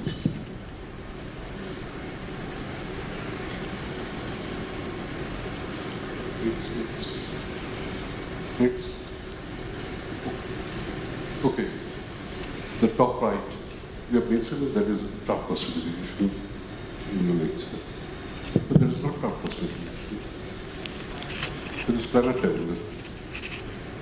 The bounding surfaces are more or less parallel. And again, just there is variation of grain size across layers, crustal deviation layers. So they may have a separate interpretation. And is SSDS. It represents a continuous phase of chalk, possible. So, and you use this SSDS for lateral coordination. So it has the strike processes. So, but you have to judge other criteria because that can develop by other triggering agent as well. Not only, but you said it's seismic. Yes. So there are other features because there are sand and shale. So you should get plain structures and other things that is fluidization features. Not there. Only this type of complex convolutes are there. So keep it open, I think, better. It may not be of seismic origin. Yes, sir, but the SSDs which you observed, they are persistent. Yes. And while defining crustal yes. and their internal structures, you should take care. And those aeolian, they should show grading of grain size. The pore surgeon should occur with the base of the crustal pore size. And they must show form discordance. If it is aeolian, you cannot expect flow of air in the same direction for a longer period of time. Days after days. No, it is not that. So it must show form discordance. The outer shell of the crustal layer and the inner crustal layers, they show difference in deep amount. Is that just? Okay. Thank you, sir. It was a nice presentation. Thank you. Thank you. Okay, so the next presentation is by Mr. Prashant Mandal from BSIT Lucknow. Who will be talking about the origin of subsediment deformation structures, the Chorat sandstone in the Vindhyan Basin.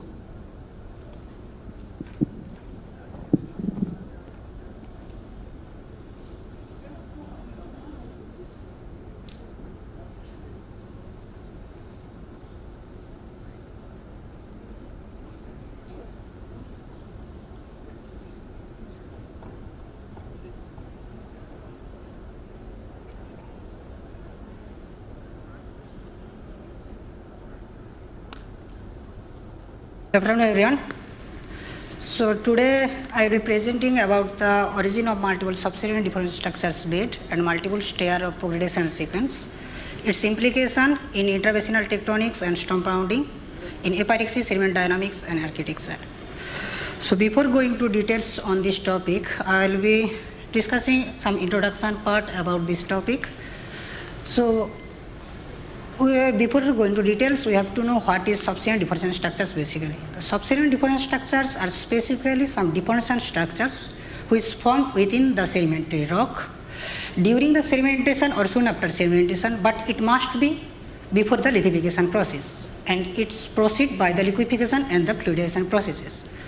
But when we see some subsediment deformation structure are merely load cast and flame structures, convoluted lamination, ball pillow structures, and some other common structures is conduits, conglomerate brachia or fault folding structures.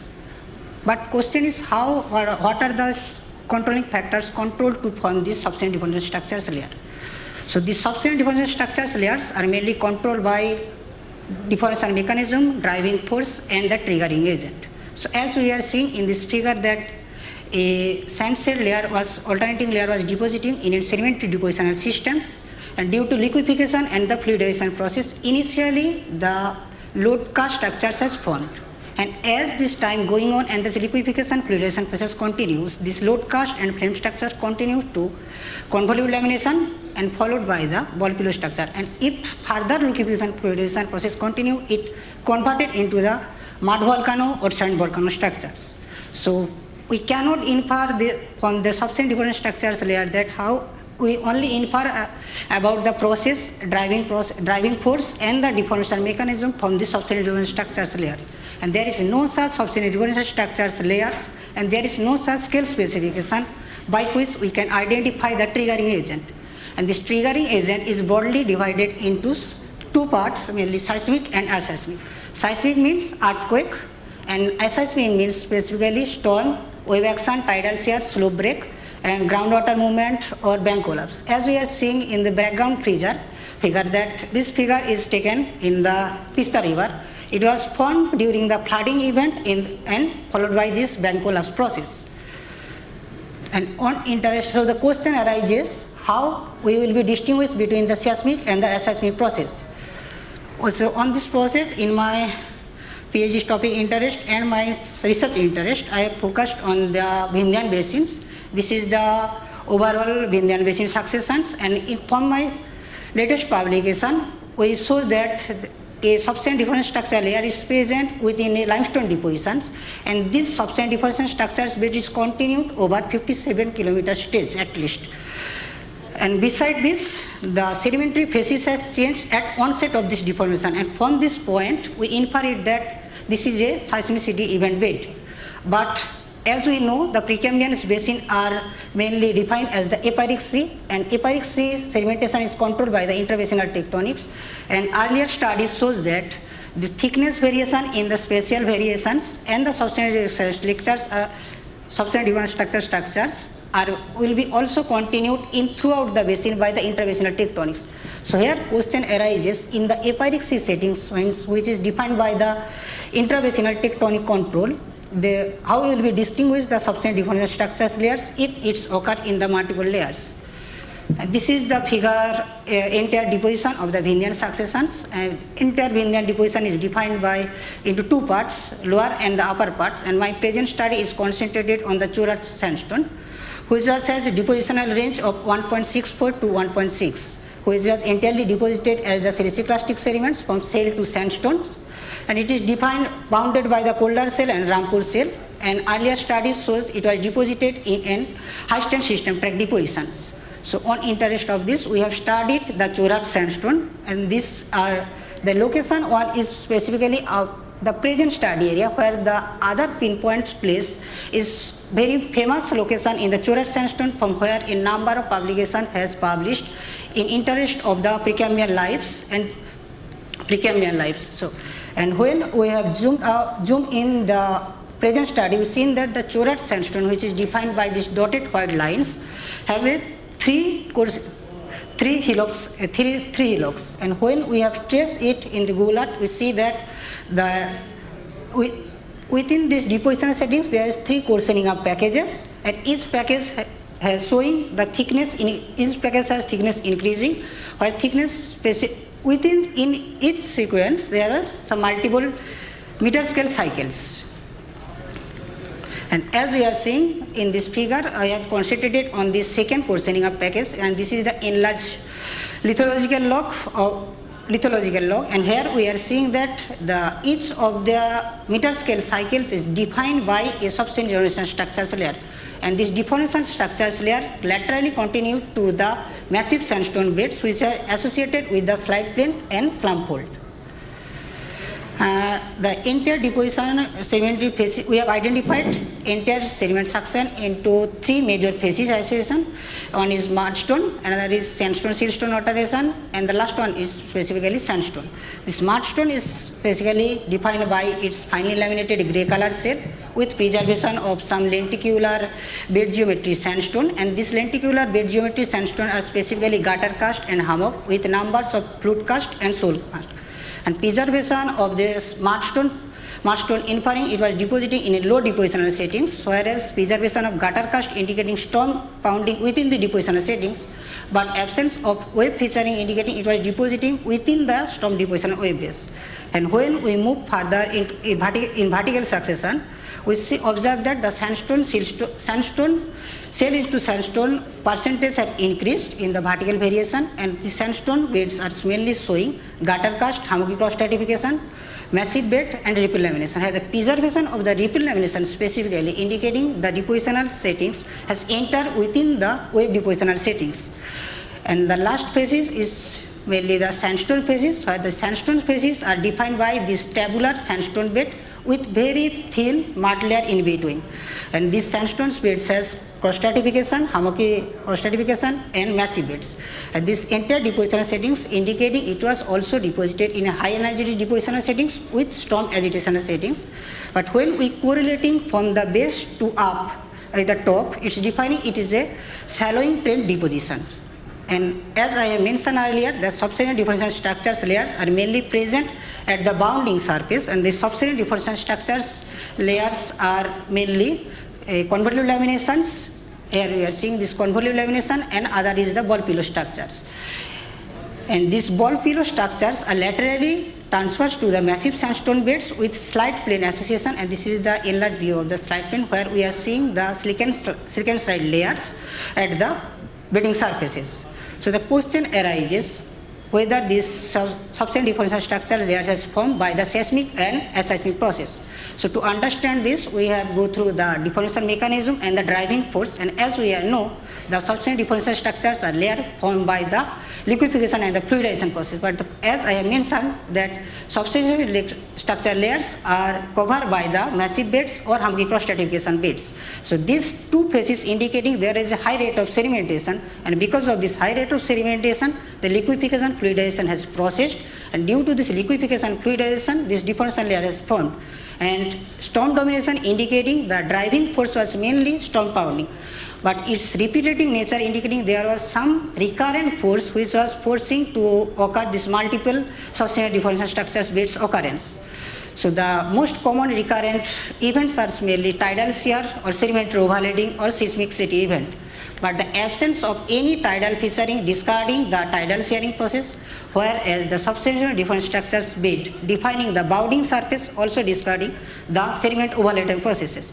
So here question arises the deformation must be formed by the storm pounding, seismicity or the interbasinal tectonics. But its repetitive natures and its shallowing trend indicating that this was formed by the interbasinal tectonics, whereas its lateral discontinuity to the undeformed bed also discarding the seismicity event.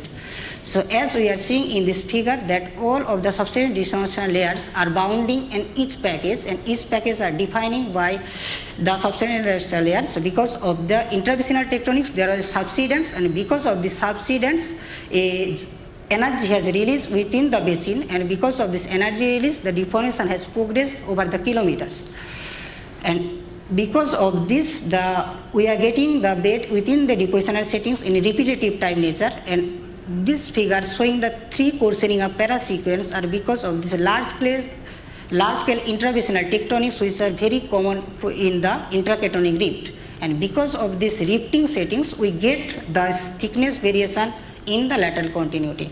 And from this study we infer it that within the intrabasinal settings along with the seismicity event, the intrabasinal tectonics and storm pounding has enough energy release by which we can get a number of subsediment structure beds within any sediment sequence, within any HST sediment sequences. So thank you. Thank you to all of the authors, and I am very much thankful to director of our institute. I am also very much thankful to chair professor and my teachers. Thank you everyone. Thank you, Shobhita. I think for the sake of time we'll move on. Okay. So the next speaker is Dr. Anindya Mazumdar from NIO 4.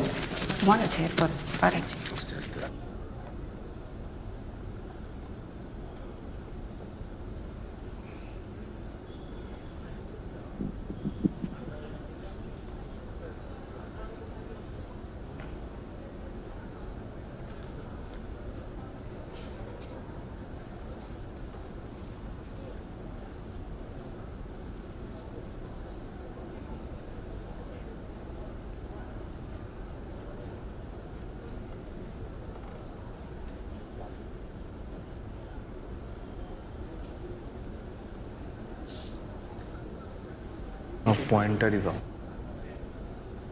এটা এখানে লাগাই। Okay. This is for side chain and this is for white chain, the red one. Okay. ঠিক আছে, yeah. Yeah, thank you everyone, and thanks to the organizer for giving me the opportunity to give a presentation in such a prestigious platform and prestigious organization. This is slightly different from what you have been probably listening from the morning. This is more of ocean science and ocean sediments, and is a very special case of we are looking at molybdenum geochemistry in marine sulfidic sediments, a signature of methane pulses across the sediment water column.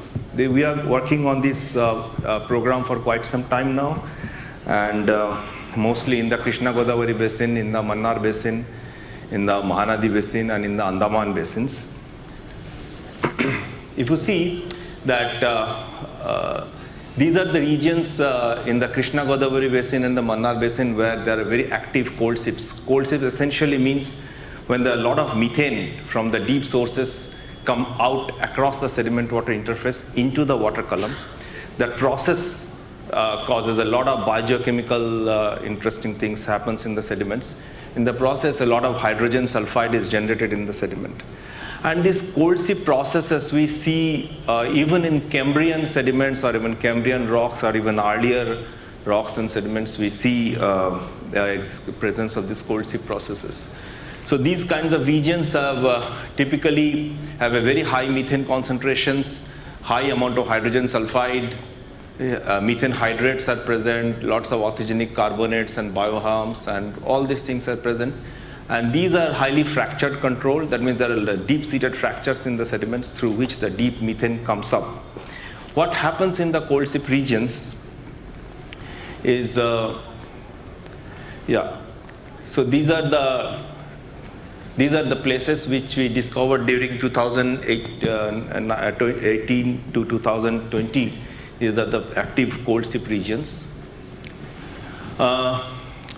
You see, this is the bathymetry of the Krishna Godavari basin region, approximately in a depth of 900 meters to say 1200, 1300 meters depth. And these are the regions where a lot of you can say passive tectonics, that means shell tectonics. Passive tectonics have caused a lot of deep-seated fractures and faults. And when we look at the image, when we try to image the water column, we see a lot of gases coming out from this region. A lot of gases, and these gases are methane gas, and which are as tall, the pillars of these gases are as tall as 700 meters. So you can see the huge amount of gas that is penetrating across the sediment water interface into the water column. Now, what is actually happening?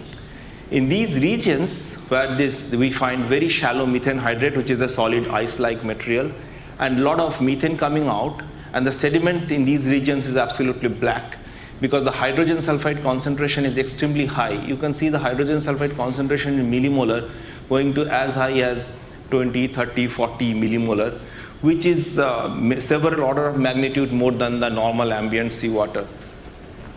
Now this hydrogen sulfide, which is produced by a process, microbial driven process called anaerobic oxidation of methane, this hydrogen sulfide plays the key role in concentrating the molybdenum in the sediment water interface.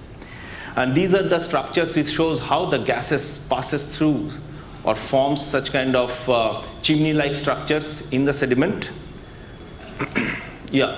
And this shows the kind of chemosynthetic biomass, we call it, chemosynthetic organisms which are surviving on methane and hydrogen sulfide. These are called extreme life system. See, this amount of little bit of introduction is required before I actually move into the molybdenum system.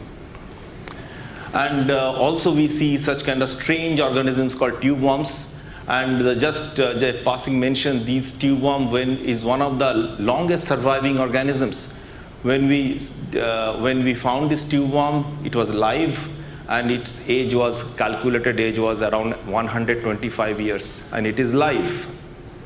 And it is surviving by eating hydrogen sulfide. It only survives on hydrogen sulfides, which is poison for all other benthic organisms. Okay. So we also find a lot of calcium carbonate in this region forming bioharms. But calcium carbonate is not the topic. So, and these are, you can see that the isotopic composition of this calcium carbonate is extremely negative, -45 to -50, extremely negative compared to the normal carbonate that we regularly come across of from 0, -1, +1.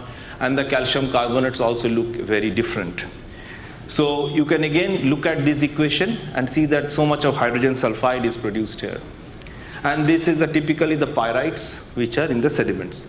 Now, if we see what this hydrogen sulfide is actually doing, so we try to understand using hemogeochemistry, its concentrations and isotope ratios in the sediment core, that how these pulses of processes changed with time, pulses of the process, whether these events are episodic over time or they are continuous process. So MO is because this is the MO oxymolybdate form, and as sulfur is attached to it, more and more of sulfides, it forms a molybdenum thiomolybdate, and then they get concentrated in the sediment.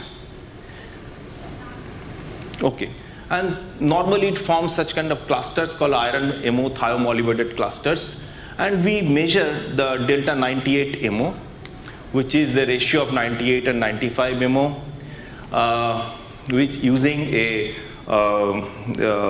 multi-collector ICP-MS. We use NU3 plasma 3 multi-collector at National Institute of Oceanography.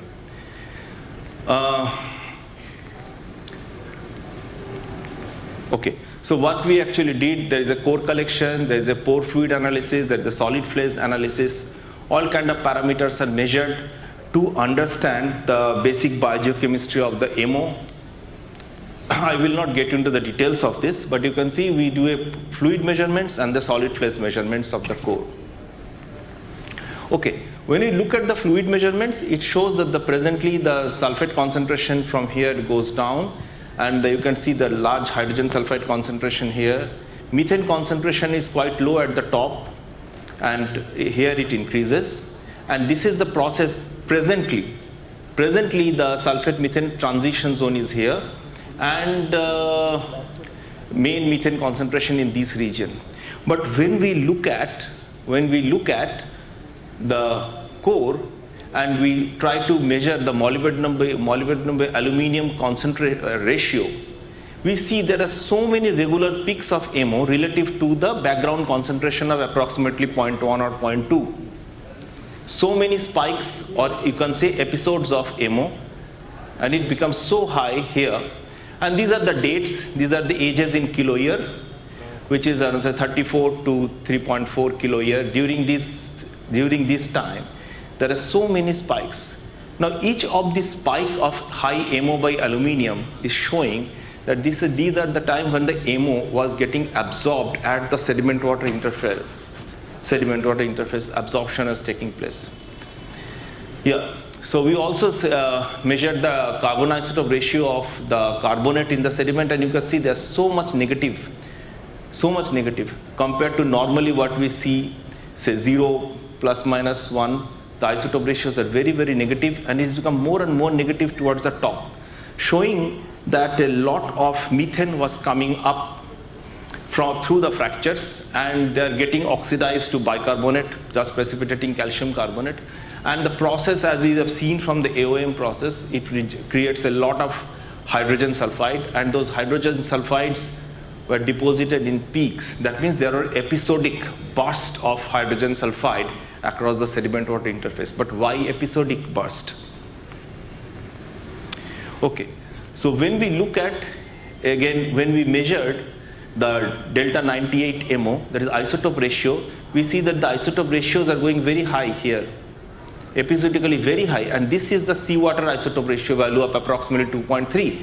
That means the MO, which during each episodic blast of hydrogen sulfide and methane across the sedimentary interface, hydrogen sulfide was trapping the MO from the seawater, and so the isotope ratio is always moving towards the seawater, and the intensity is increasing as we move up, exactly what is shown by the sulfur isotope ratio and the carbonate carbon isotope ratio. Okay, So what is actually happening? This simple schematic diagram is telling us what is happening. When there are no fractures in the sediments, no gases, no methane gases and other things were allowed to pass through. But when there are a lot of fracture openings, gases try to come out. And when gases are coming out, as you saw in the previous equation, where anaerobic oxidation of methane is going on and it is combining with sulfate, microbiological reactions, they are producing the hydrogen sulfide. So whenever there is a stronger episodes of methane fluxes coming out through the fractures, deep methane is allowed to pass through, causing a lot of hydrogen sulfide increase. And so you create a episode of hydrogen sulfide enrichment at the sediment water interface. And so you allow the lot of MO to be trapped. This is exactly the time this is exactly the time where a lot of chemosynthetic chemosynthetic organisms also form. All those chemosynthetic organisms photographs that I showed at the beginning, they also are enriched during each of these episodes that we see in our sediment core. Okay, so we can look at this diagram. These are showing three different situations where we can see that the sulfate methane transition is here, a broad peak of hydrogen sulfide which is moving upward, sulfate concentration dropping. As the methane flux increases, you see the slope of methane flux is increasing, The sulfate methane transition zone is becoming shallower, even shallower here. What happens is that at this process the barium also dissolves, barium sulfate also dissolves, and the barium starts moving, causing a precipitation of barium sulfate at the top, and there is an MO enrichment. So there are three different situations which shows that how the increased flux of methane can cause MO enrichment in these regions. Okay. Now what we saw that there was an episodic rise of methane flux with fracture formation and episodic enhancement of hydrogen sulfide concentration at the sediment water interface. But when we look at the present day situation, we see that the methane concentration is much less and lower, and sulfate concentration is also lower at much lower depth. That simply means that after the precipitation of this part, the methane has gone down deeper into the sediment because of the closure of the fracture. Rapidly the methane has gone down. Interesting thing, when we look at the barium by aluminum ratio here, there are so many spikes, and all these spikes are actually telling us that as the sulfate methane transition zone was lowering, it is leaving what you call as barium fronts. Barium fronts means whenever there is a barium sulfate dissolution, barium moves up and precipitates. So when it going down, it leaves the barium fronts. So if the conclusion is that the enrichment of sediment H2S concentration in the sediment water interface via anaerobic oxidation of methane can potentially trap dissolved seawater in the form of certain complexes. Our study shows that MO enrichment in sediments is not a telltale signature of water column suboxy-anoxia, which is a very normal concept that it tells about water column. No, it is not talking about water column. It is simply telling what is happening at the sediment water interface. It is possible to trace the past movement of methane by coupling MOFES and solid phase activities. And sulfide ratio also shows track the past sulfate methane transition zone. So MO enrichment above the present SMTs supports the upward movement of the methane, slow and rapid fall to the present depth. So this is what we see in this sediment core, and we see actually this all across the Krishna Godavari basin. We are now seeing the same thing happening in the Mannar basin, Andaman basin, all those things wherever there is fracture control process. It may be a little bit different when you look at a purely diffusion control process, but these are advective processes. Thank you very much. Thank you, Dr. Muthiah. We have time for maybe one quick question. Okay, that's right. Thank you, Professor Muthiah, for an excellent talk. So my question is, the fractures that are important for this methane seepage Are those because of the overpressuring of methane or they related to some tectonic? Yeah, these are related to the shell tectonics. Yeah, these regions have a slow creeping of the shells because of highly pressurized, you can say, shell layers deep, very deep in the sediments, a couple of kilometers deep. And also there is a high rate of sedimentation rate here. That has caused this shell tectonic process. And during shell tectonic, due to shell movement, lots of different folds and deep fractures form. And the gases always try to move through this. And when they move through, the methane moves through this. And then at the top, when they form within the stability zone, either they will form hydrate or the gases will start seeping out, causing the biogeochemical changes towards the top where sulfate is also entering into the system. Thank you. This is basically shell tectonics.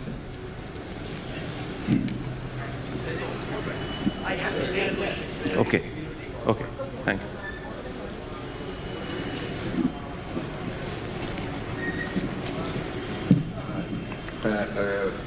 Very nice work, and just wanted to know if you, in the solid phase, you have sulfates, obviously. Yes. How many species are there? Do you have the barite, calcite, and all the other sulfates? Sulfates, we can see here barium sulfate. Only. Because the barium sulfate, other sulfates may be there, like sodium sulfate and other things, but they are the easily soluble salts. So barium sulfate is biogeochemically significant. Okay. And what might be the source of the barium? What is there in the seawater? Yes, normally most of the barium in the sediment comes along with the foraminifera that falls, because they have the microbarites, and then they get redissolved when there is a sulfate reduction. Barium sulfate redissolves and the barium starts moving up, and as it enters into saturation zone, it precipitates, forming a front. Okay, thank you very much. What question, please? Your model is very much similar to sedic style sulfide ore formations, in a passive marine setting.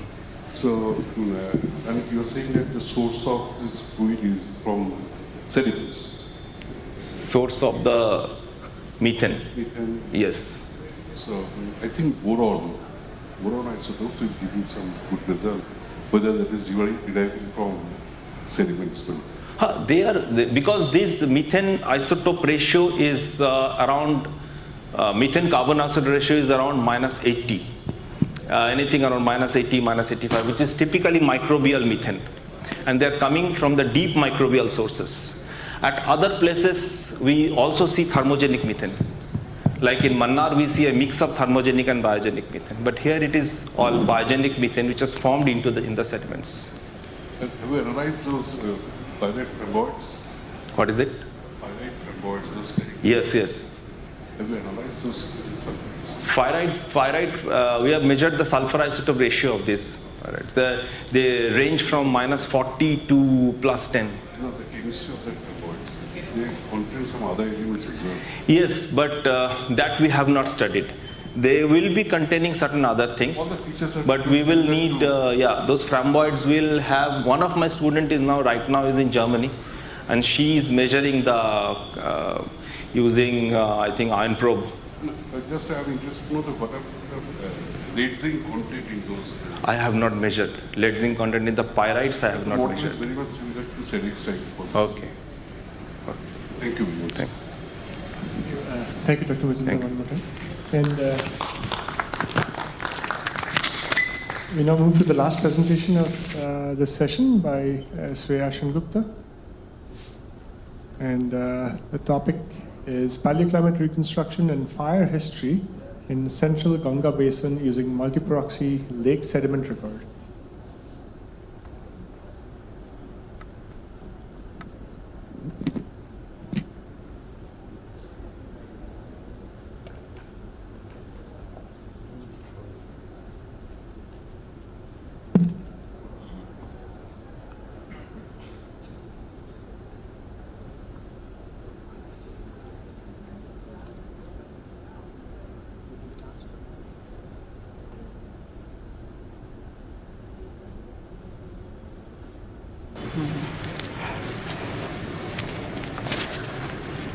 A very good evening to all the respected professors, my dear colleagues, and my friends. The topic of my presentation is paleoclimate reconstruction and fire history in Central Ganga Basin using multi-proxy sediment records.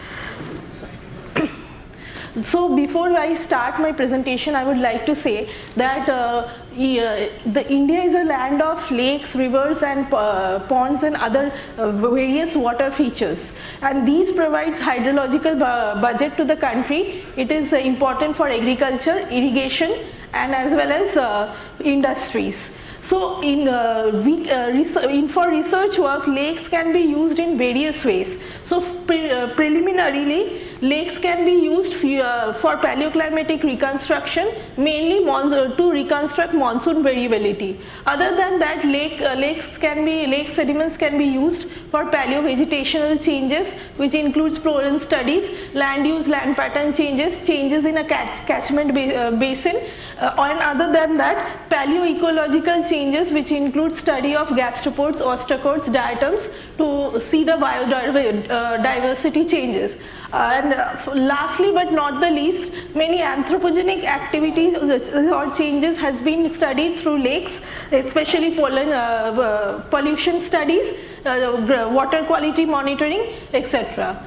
So for this, my topic deals with the paleoclimatic reconstruction, and my lake is on Central Ganga Basin. It receives about 85% rainfall from the Indian summer monsoon. So it is optimum for studying the ISM variability. The lake is located 28 km north of Lucknow city in Uttar Pradesh. It is known as Chandrika Devi Lake. It is located near the Gomti River Basin. The Gomti River Basin has three geomorphic features: the T2 or the regional upland surface, T1 or the river valley terrace, and T0 which is the active floodplain surface. And Gomti is a rainwater fed river, so there is no question of snow melt in the lake. These are the few abbreviations and formulas that I have used. Our research methodology includes sample collection using trenching method of 1.14 meter trench at an interval of 2 centimeter. The age depth model of the sediments has been measured using AMS radiocarbon dating and OSL dating.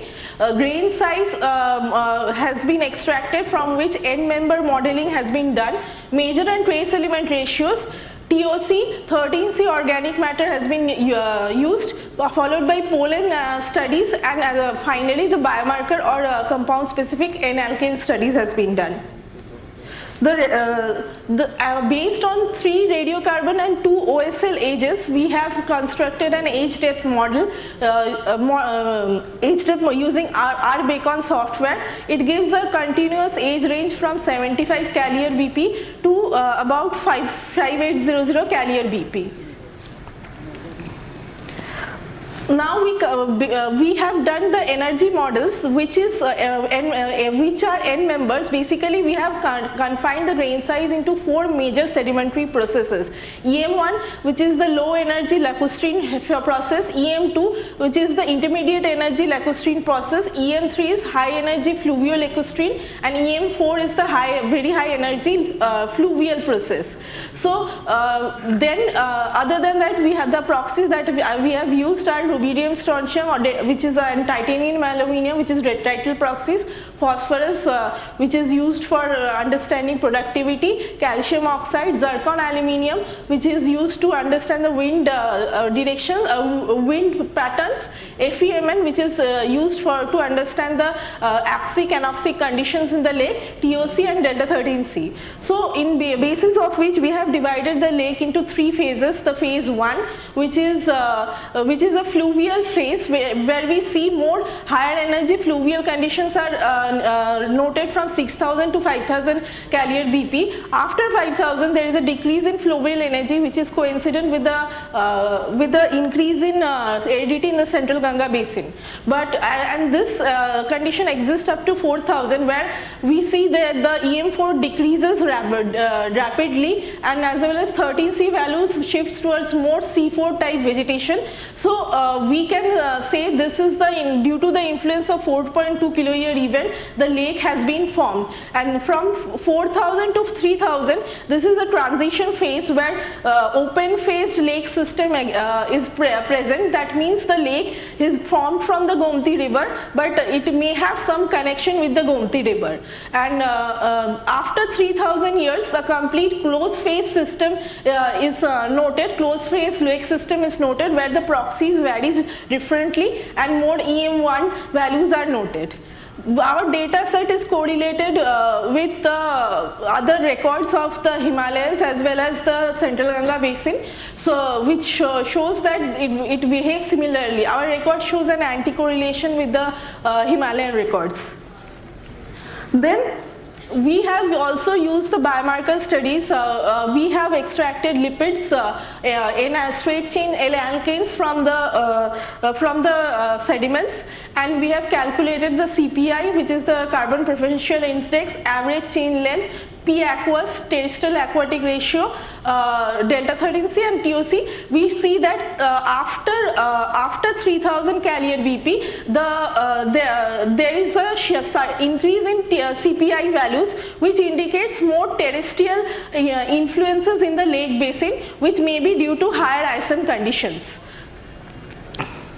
If we have also done the stable isotope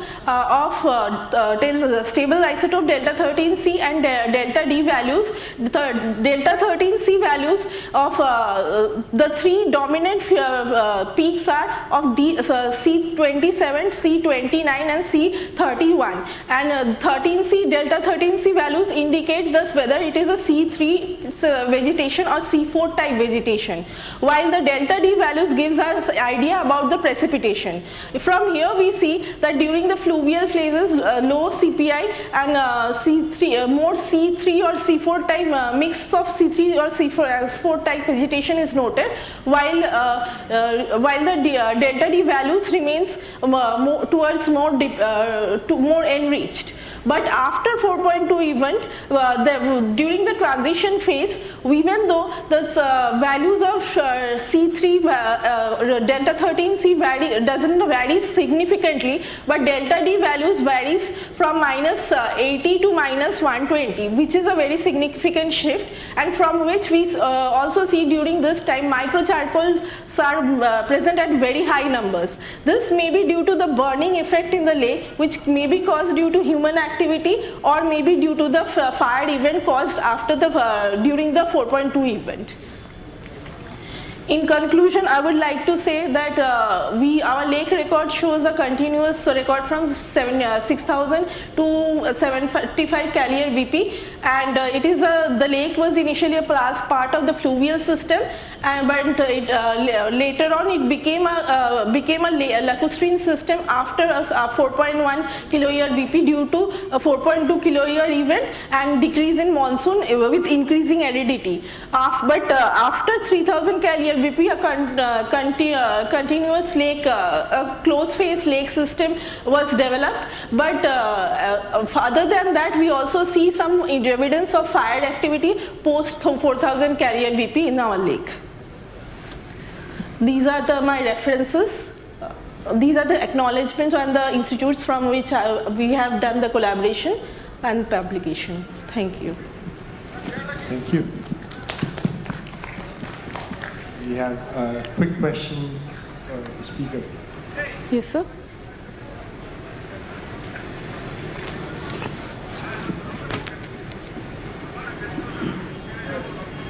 Can you clarify what are the main evidences of the fire events, different fire events, or maybe one major fire event that has taken place in the Sir, could you repeat the question? What are the main evidences of fire events taking place? There are two major major evidences that we have noticed. One is the increase in microcharcoals. Is it not working? Increase in microcharcoals from 4.2 after 4000 years, and there is a shift in delta D values from minus 60 to minus 120 or 120. But we have seen, there is a paper in Sarangi et al. Which has shown that delta D values can be affected by climate change as well as fire events. If the sample is burnt, then the lipid is also burnt, and that is why it becomes more depleted. We have also done, which we have not shown, but we have done the modern plant delta D values, which is equivalent to about minus 200 and minus 180 parts per mil. This means that this modern vegetation also shows that it is more towards more negative, but this shift it is not well explained through literature. That means maybe due to the fire activity, as it is also corroborated by microcharcoals also. And how deep was your trenches from which you collected sediment? It is 1.14 meter deep. It is from a paleo channel in near the Lucknow city in Gomti River basin. And what is the interval between each sample that you have? 2 centimeter samples. My sample resolution is like 2 centimeter, and the age there is like 100 years.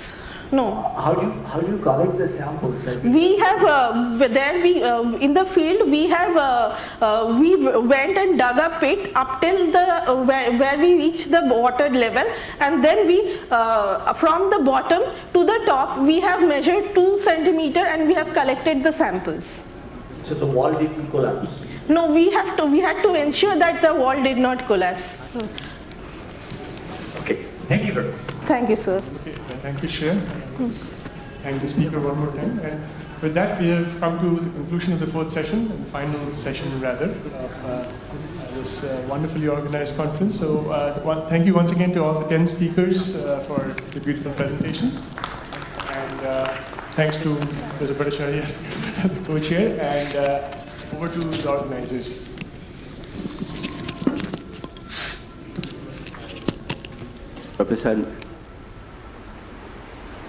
Professor Niranjan Dasgupta to come and rise.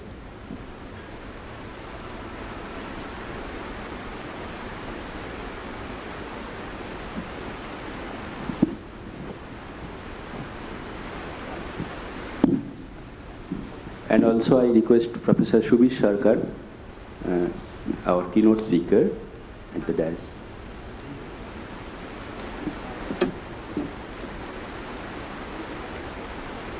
Now, Professor Niranjan Dasgupta will felicitate our co-chair persons with a small memento. Okay, sorry. So, Professor Niranjan Dasgupta, sir, will felicitate our keynote speaker with a small memento.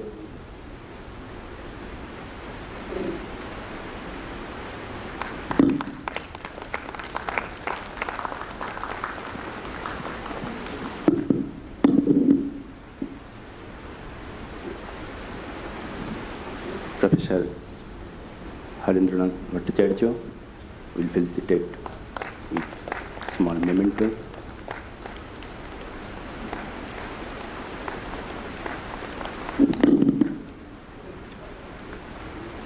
Professor Ramananda Chakraborty will felicitate by Professor Niranjan Dasgupta.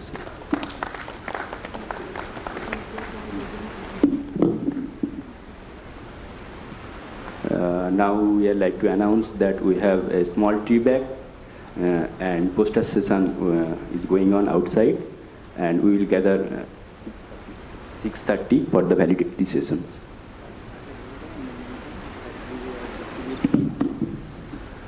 In the meantime, we are distributing the certificates in the poster sessions for the respective participants.